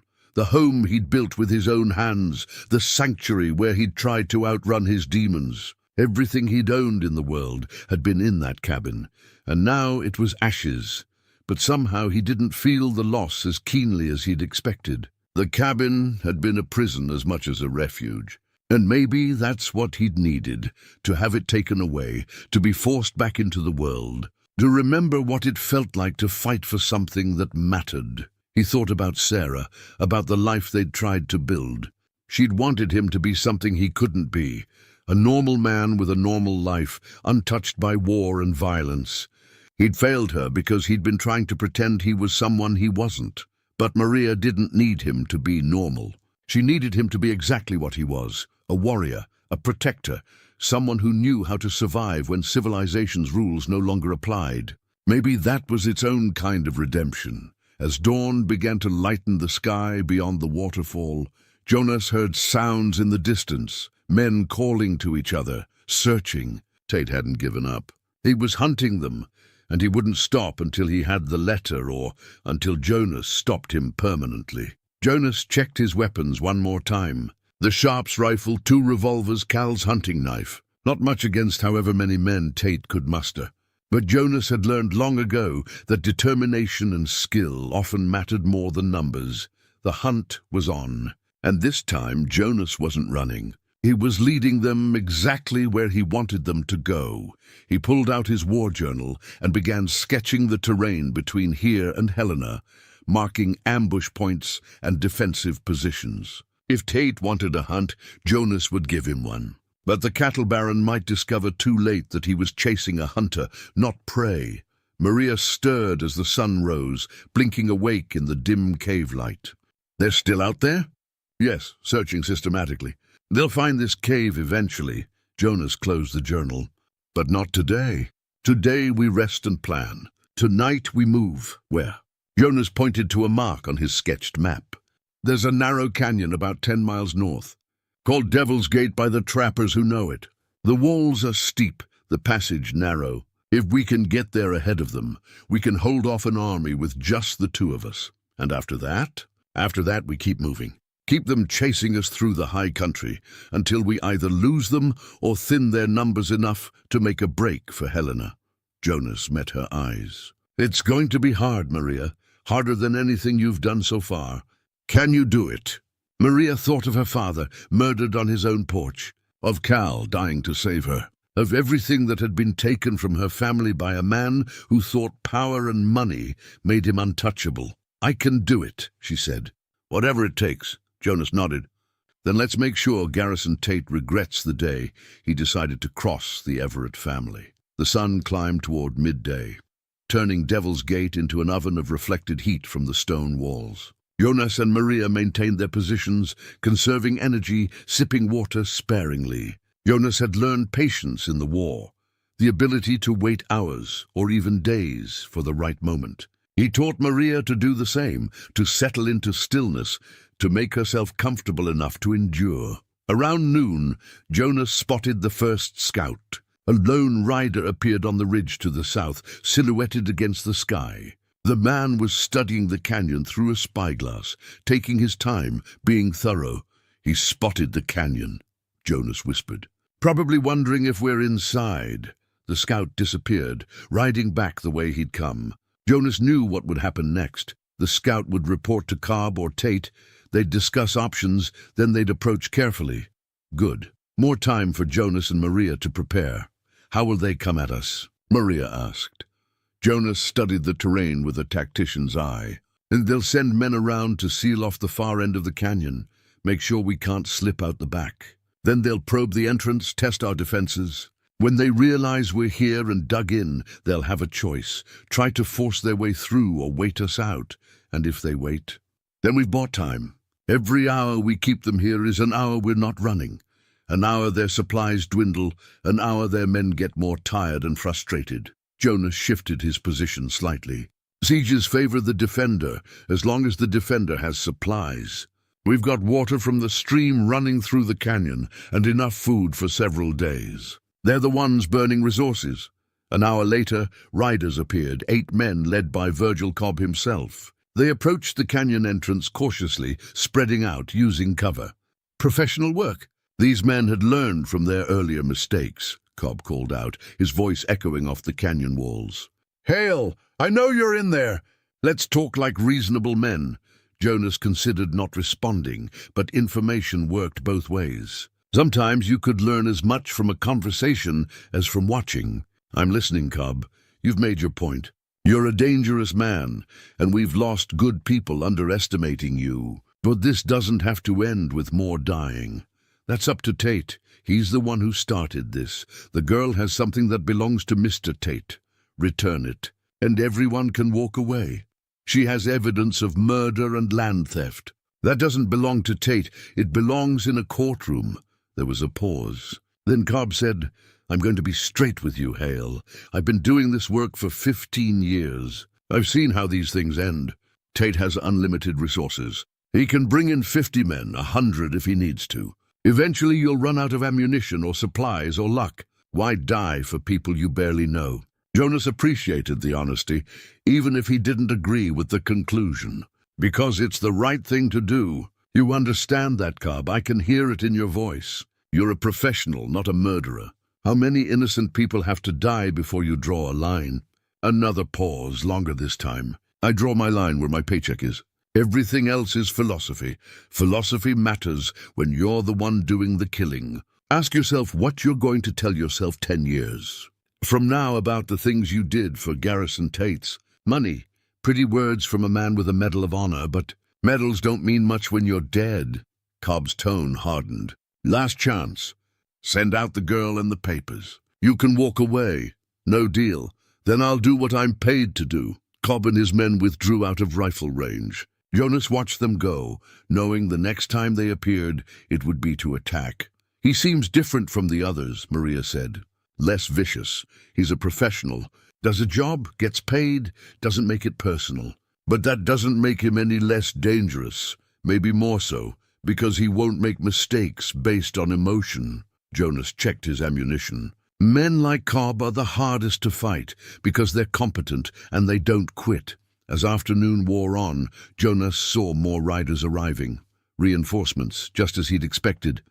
By his count, Tate now had at least 20 men at the canyon entrance. Too many to fight head-on, but in this narrow space, numbers didn't matter as much as position.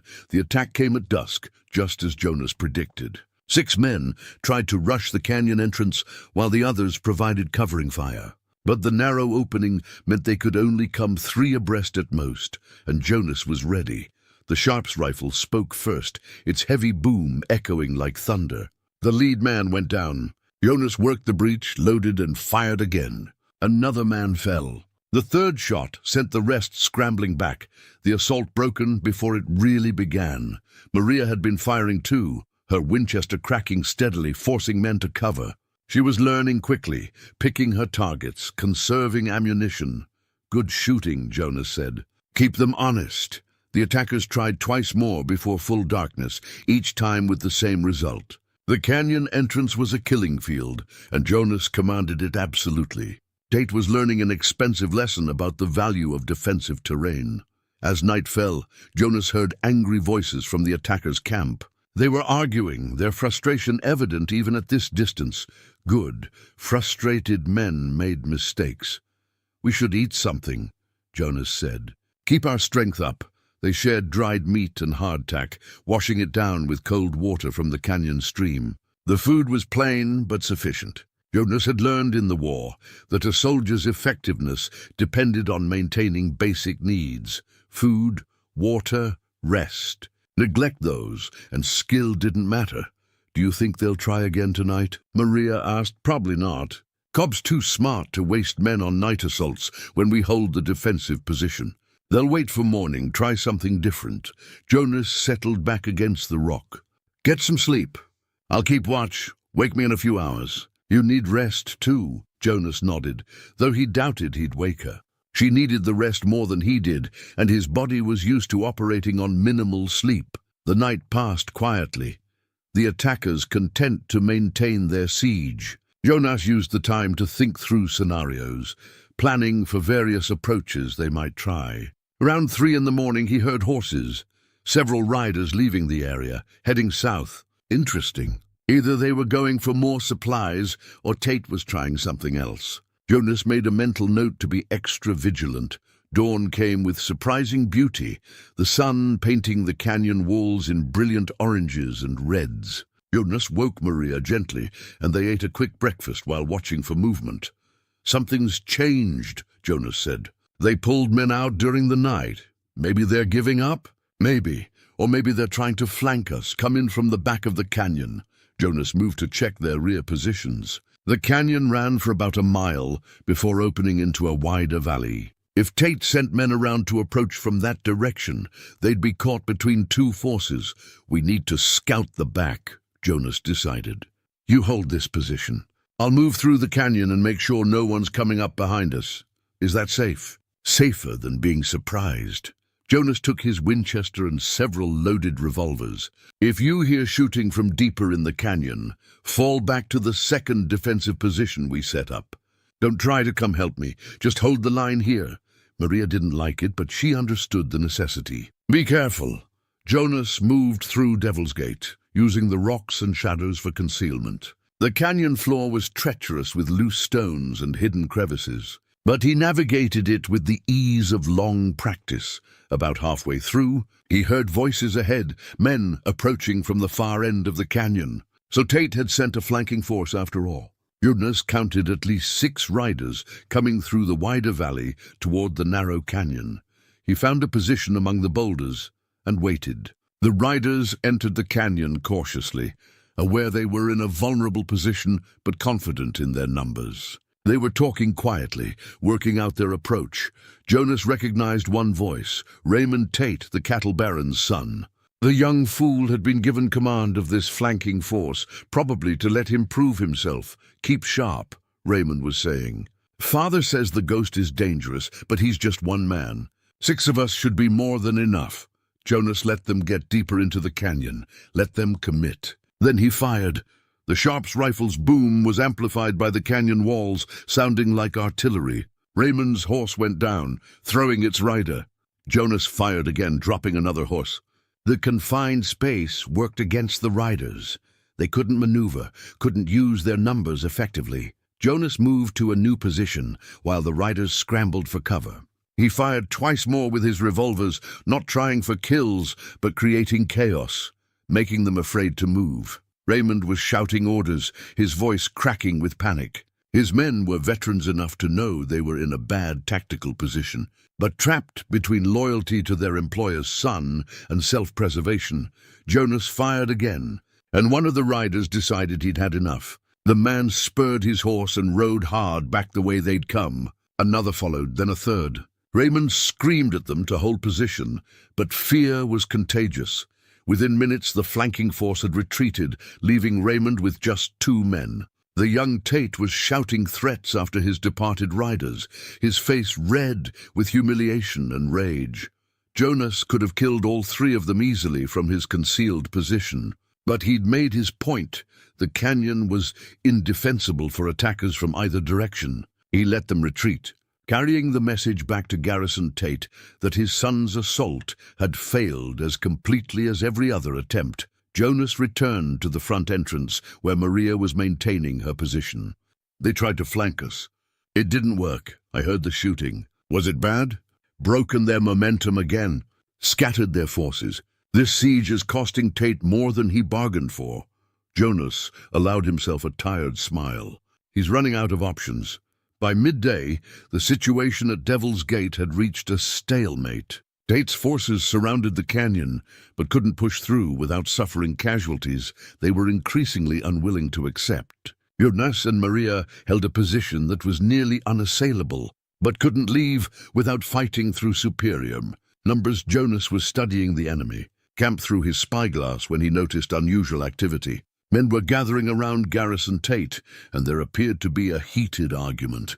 Cobb stood off to one side, his body language suggesting disagreement with whatever was being discussed. "Something's happening," Jonas said. "Some kind of dispute in their ranks." Maria moved to where she could see. "Can you tell what they're arguing about?" "Not from here, but based on Cobb's posture, I'd say he's advising retreat and Tate isn't listening." Jonas lowered the spyglass. "The longer this goes on, the more Tate's men will question whether the pay is worth the cost." As if to confirm Jonas's assessment, 3 riders suddenly broke from the group and headed south at a gallop. They weren't scouts, they were deserters, men who'd decided that whatever Tate was paying wasn't worth dying for. Tate was gesturing angrily, shouting at the departing riders. Cobb moved closer to his employer, clearly trying to calm him down. But Garrison Tate seemed to be coming apart, the careful control he'd maintained, crumbling under the weight of repeated failures. "He's losing his men," Maria said. "They're giving up. Some of them. But Tate still has enough to be dangerous, and desperate men do desperate things." Jonas turned to Maria. "We need to be ready for one final push. He's going to try something reckless." The attack came an hour later, but not in the way Jonas expected. Instead of trying to force the canyon entrance again, Tate's remaining men, Jonas counted about a dozen, began firing systematically into the canyon.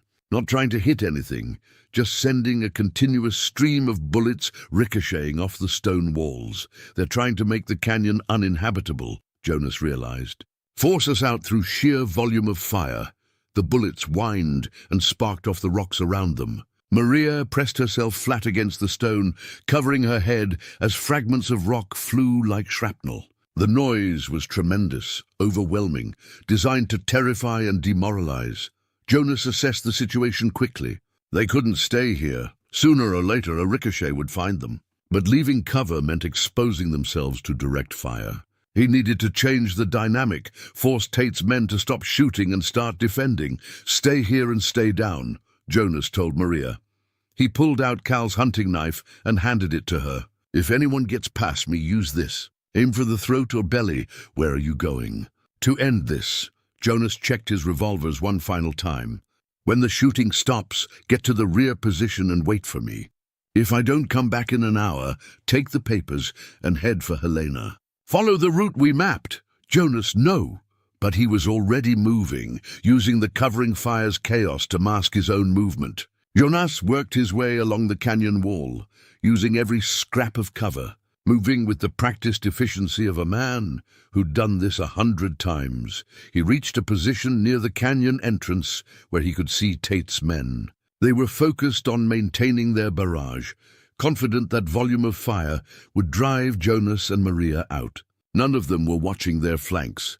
Jonas slipped out of the canyon and into the rocks beside it. He moved like a ghost, silent, invisible, deadly. The first man never knew Jonas was there until the knife found his throat.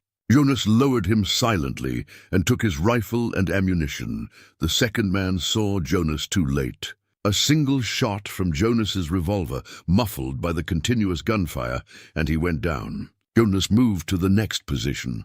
By the time Tate's men realized they were under attack from behind, Jonas had eliminated 3 of them and created complete chaos in their ranks. Men spun around, trying to find targets, shooting at shadows. The disciplined barrage fell apart as panic set in. Virgil Cobb's voice cut through the confusion, trying to restore order. "Fall back! Defensive positions. Watch your sectors." But it was too late. The psychological advantage had shifted. Jonas's counterattack had broken their momentum and their nerve. Men who'd been confident in their numbers suddenly realized they were vulnerable, that the ghost they'd been hunting was among them. Invisible and lethal, Jonas fired twice more, not trying for kills but adding to the chaos. Then he melted back into the rocks and circled around to return to the canyon. He found Maria at the rear position, her face pale but her rifle ready. "You came back," said I would. Jonas checked the canyon entrance. The firing had stopped completely.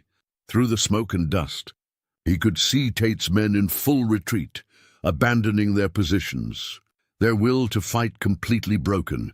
Garrison Tate himself was visible now, standing beside his horse, his face contorted with rage. He was screaming at Cobb, at his son Raymond, at anyone who would listen. But his men were done. They'd had enough of fighting a man who seemed unkillable, who turned every assault against them, who made them afraid of their own shadows. Cobb approached Tate, and even at this distance Jonas could see the confrontation. The foreman was saying something, his posture firm. Tate was shouting back, but Cobb wasn't backing down. Finally, Cobb turned to the remaining men and gave an order. They began packing up, preparing to leave. Tate grabbed Cobb's arm, still shouting, but Cobb shook him off and pointed south. The message was clear. The siege was over and they were leaving, but Garrison Tate wasn't done. He pulled his revolver and pointed it at Cobb. For a moment Jonas thought the cattle baron would actually shoot his own foreman. The men around them froze, hands moving toward their own weapons. Raymond Tate stepped forward, placing himself between his father and Cobb. He said something that Jonas couldn't hear, his hand on his father's arm. The elder Tate's face was purple with fury, but slowly, very slowly, he lowered the gun. Cobb said something else, a final statement, then walked to his horse and mounted. Most of the remaining men followed him. They rode south without looking back, leaving Garrison Tate standing with only his son and 2 loyal men who hadn't deserted. "They're leaving," Maria said, hardly believing it. "We won." "Not yet." Jonas kept his rifle trained on Tate. 4 men are still more than enough to be dangerous, especially when one of them has nothing left to lose. He was right.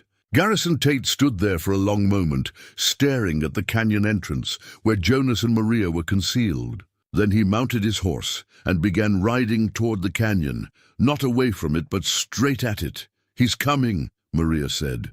"Why is he coming?" Jonas understood. Tate had lost everything. His men, his foreman, his intimidating force. But he still had pride and rage and the desperate need to salvage something from this disaster. He was going to try to finish this personally, even if it killed him. "Get down and stay hidden," Jonas ordered. "Don't show yourself no matter what happens. What are you going to do?" "What I have to." Jonas set down the rifle and drew his revolvers. He stepped out from cover, standing openly in the canyon entrance, Waiting, Garrison Tate rode forward with his son and the two remaining men flanking him. They stopped 50 yards from the entrance, well within pistol range. "It's over, Tate," Jonas called out. "Your men are gone.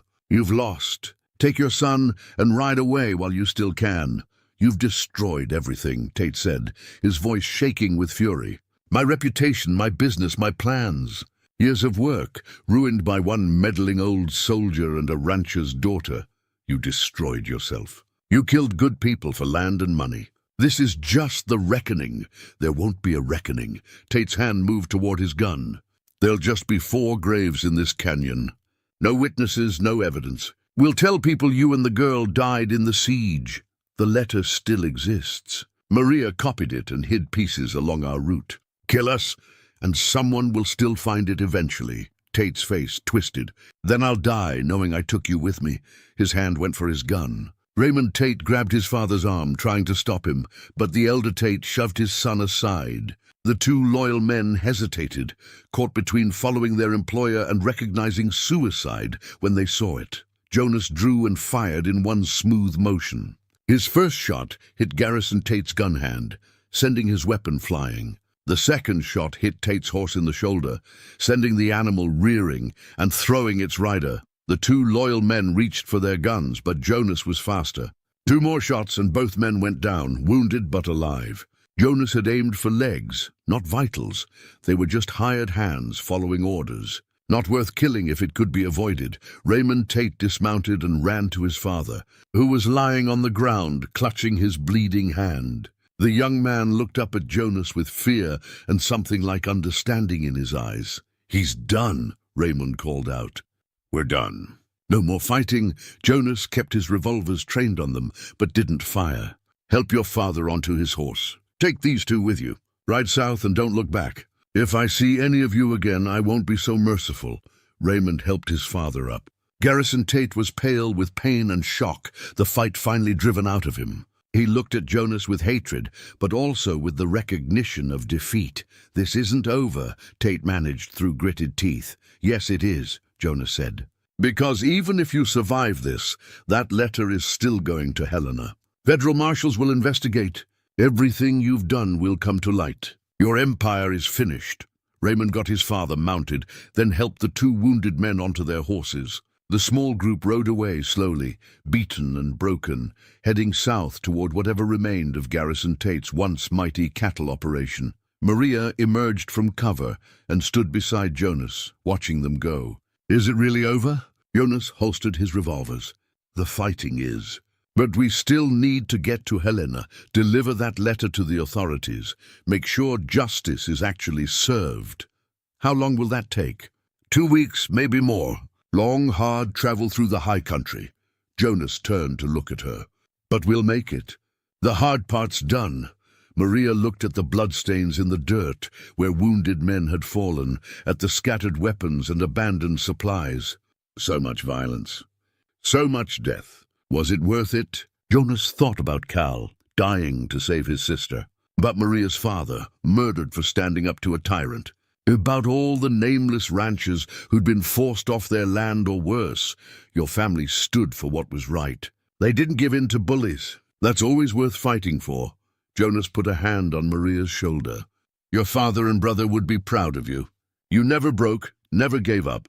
That takes real courage. Maria touched the locket at her throat, the one with her family's photographs. Tears ran down her face, but she was smiling. Thank you, Jonas, for everything. They stood there in the canyon entrance as the sun climbed higher, 2 survivors of a battle that should have killed them both. The journey to Helena still lay ahead, but the worst was behind them now. Jonas allowed himself to think about Maria's offer, helping rebuild the ranch, being part of something constructive instead of just surviving. It sounded good. It sounded like a future worth having. Come on, he said gently. Let's gather what we need and start moving. The sooner we get this letter to the authorities, the sooner we can start rebuilding. They collected supplies from the abandoned camp, food, ammunition, 2 of the better horses that hadn't been rounded up. As they prepared to leave Devil's Gate, Jonas took one last look at the canyon that had been their fortress. He'd defended this ground successfully.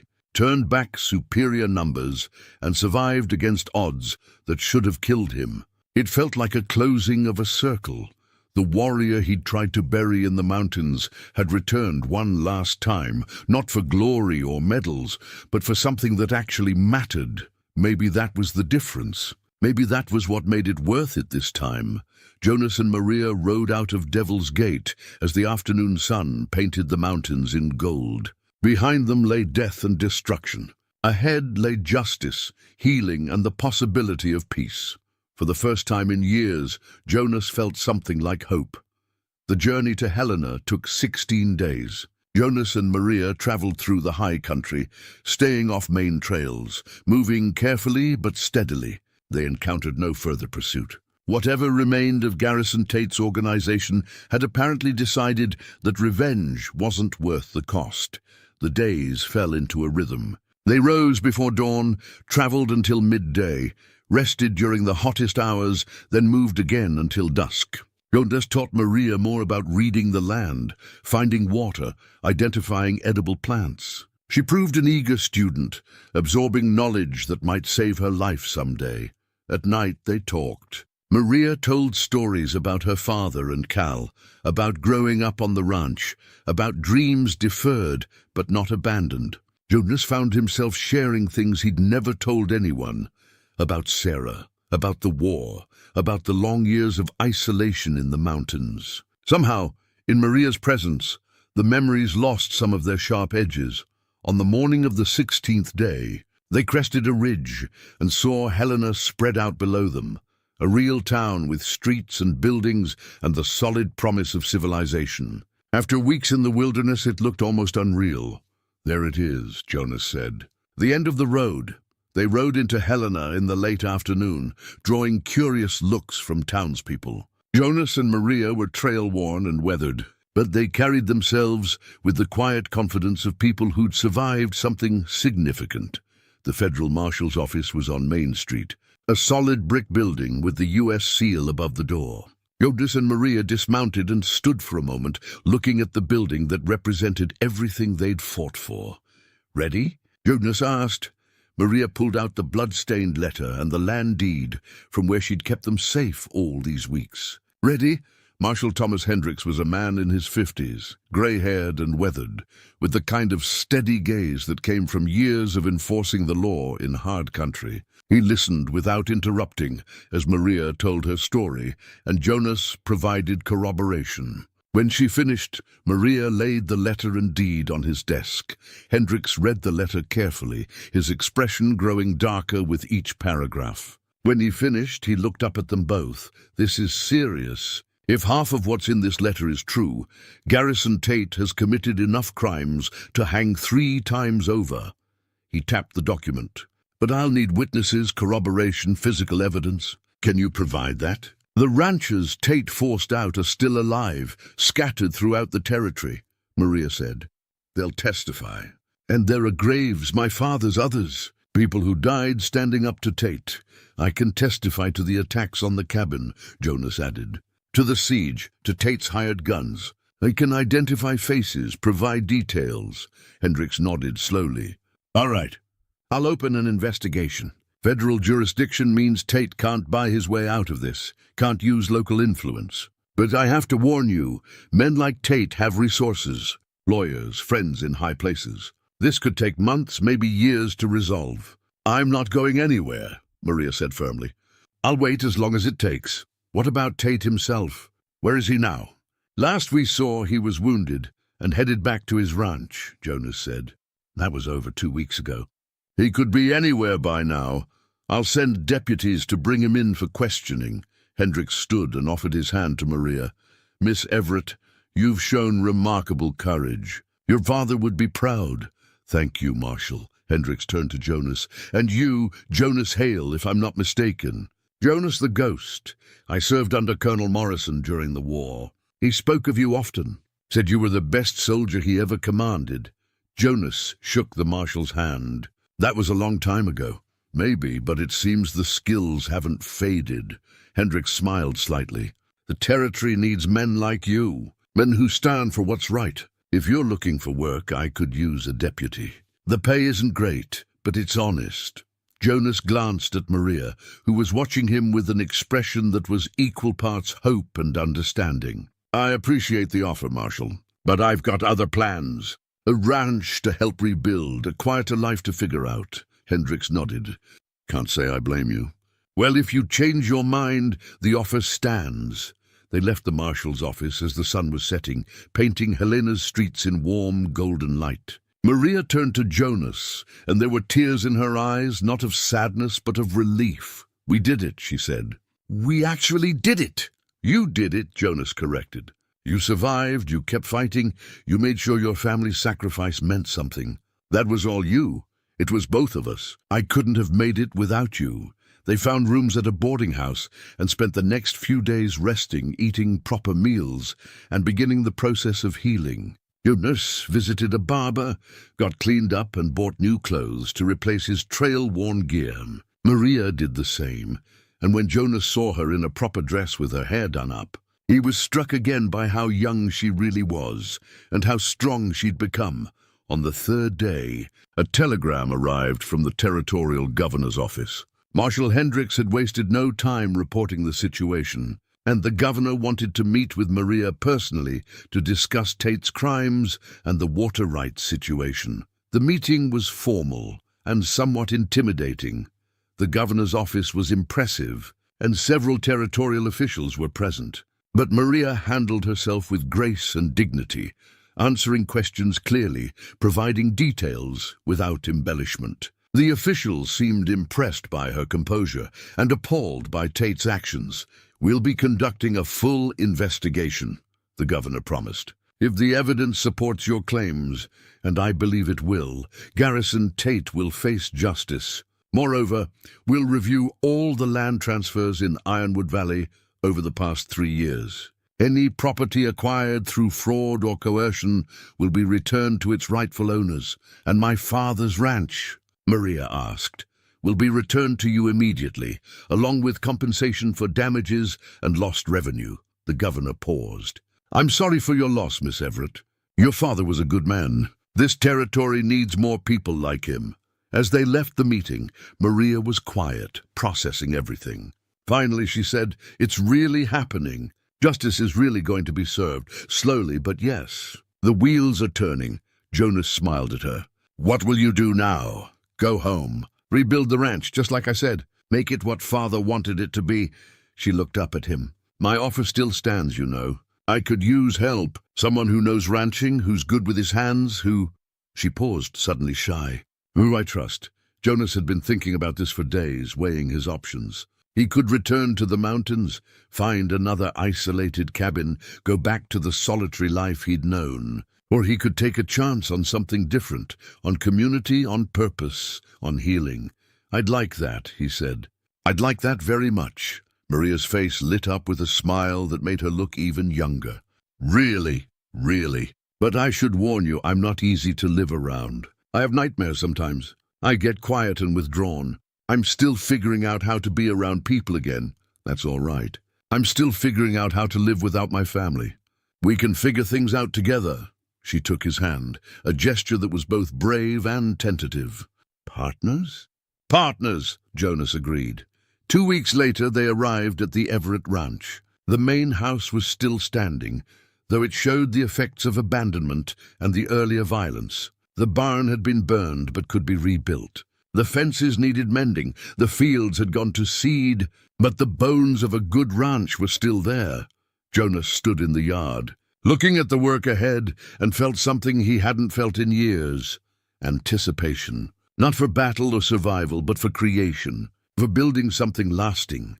It's a lot of work, Maria said, standing beside him. Good, I like work. They spent the first week just cleaning and assessing damage. Neighbors who'd known Maria's father began stopping by, tentatively at first, then with increasing warmth. They brought food, offered help, shared stories about William Everett and how he'd stood up to Tate when others were too afraid. Jonas met these people and felt the weight of their gratitude. They knew what he and Maria had done, and they treated him like a hero. It made him uncomfortable at first, but Maria helped him understand that letting people thank him was a way of honoring their own courage too. all the small acts of resistance that had added up to Tate's downfall. A month after their return, Marshal Hendricks rode out to the ranch with news. Garrison Tate had been arrested and was awaiting trial. The evidence against him was overwhelming, not just Maria's letter, but testimony from dozens of people he'd wronged. The railroad company had distanced themselves from him immediately, and his assets were being seized to provide restitution to his victims. "He's finished," Hendricks said. "Even if he somehow avoids hanging, he'll spend the rest of his life in prison. His son Raymond is cooperating with authorities, providing evidence in exchange for leniency. And Virgil Cobb?" Jonas asked. "Disappeared. Rode out of the territory and hasn't been seen since. Smart man. He knew when to walk away." Hendricks looked around the ranch. "You're doing good work here. Place looks better already." "It's coming together," Jonas said. After the marshal left, Jonas and Maria returned to work. They fell into an easy partnership. Maria handled the planning and the finances, while Jonas did the heavy physical work of rebuilding. In the evenings, they'd sit on the porch and watch the sun set over the mountains, talking about the day's progress and tomorrow's plans. Sometimes Jonas still had nightmares, dreams of the war, of burning cabins, of faces he couldn't save. But Maria was there when he woke, patient and understanding, reminding him that the past was the past, and the present was theirs to shape. 6 months after their return, the ranch was fully operational again. They had cattle in the fields, crops in the ground, and a new barn rising where the old one had burned. Neighbors helped with the barn raising, a day-long event filled with hard work, laughter, and community. Jonas found himself in the middle of it all, hammering nails and fitting beams, surrounded by people who'd become friends. He thought about the isolated cabin in the mountains, about 5 years spent avoiding exactly this kind of connection. He didn't miss it, not even a little. That evening, after everyone had gone home and the barn stood complete against the darkening sky, Maria found Jonas standing by the corral, looking at their work. "What are you thinking about?" she asked. "About your father, about Cal, about how they'd see this." Jonas gestured to the ranch. "We built something good here, something worth having. They would love it, both of them." Maria moved closer. "Jonas, can I ask you something? When you think about the future now, about next year, 5 years from now, what do you see?" Jonas thought about it carefully. A year ago, he couldn't have imagined any future at all. "But now, I see this ranch thriving. I see us making it work year after year. I see maybe teaching the next generation how to work the land, how to stand up for what's right." He looked at her. "I see a home, a real one, not just a place to hide." Maria smiled, and there was something in her expression that Jonas hadn't seen before. Possibility, hope, maybe even love. "That sounds like a good future." "It does," Jonas agreed. As fall turned to winter and winter gave way to spring, life on the ranch continued. Jonas learned to navigate the social world he'd avoided for so long.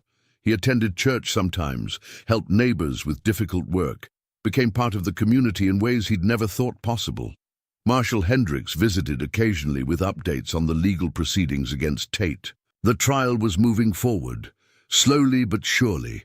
More victims were coming forward, and the full scope of Tate's crimes was becoming clear. It would be years before everything was fully resolved, but justice was being served. One spring morning, Jonas woke early and walked out to the spot where Cal was buried. Maria had marked the grave with a simple headstone, and Jonas had planted wildflowers around it. He stood there for a while, thinking about the young man who'd given his life to save his sister.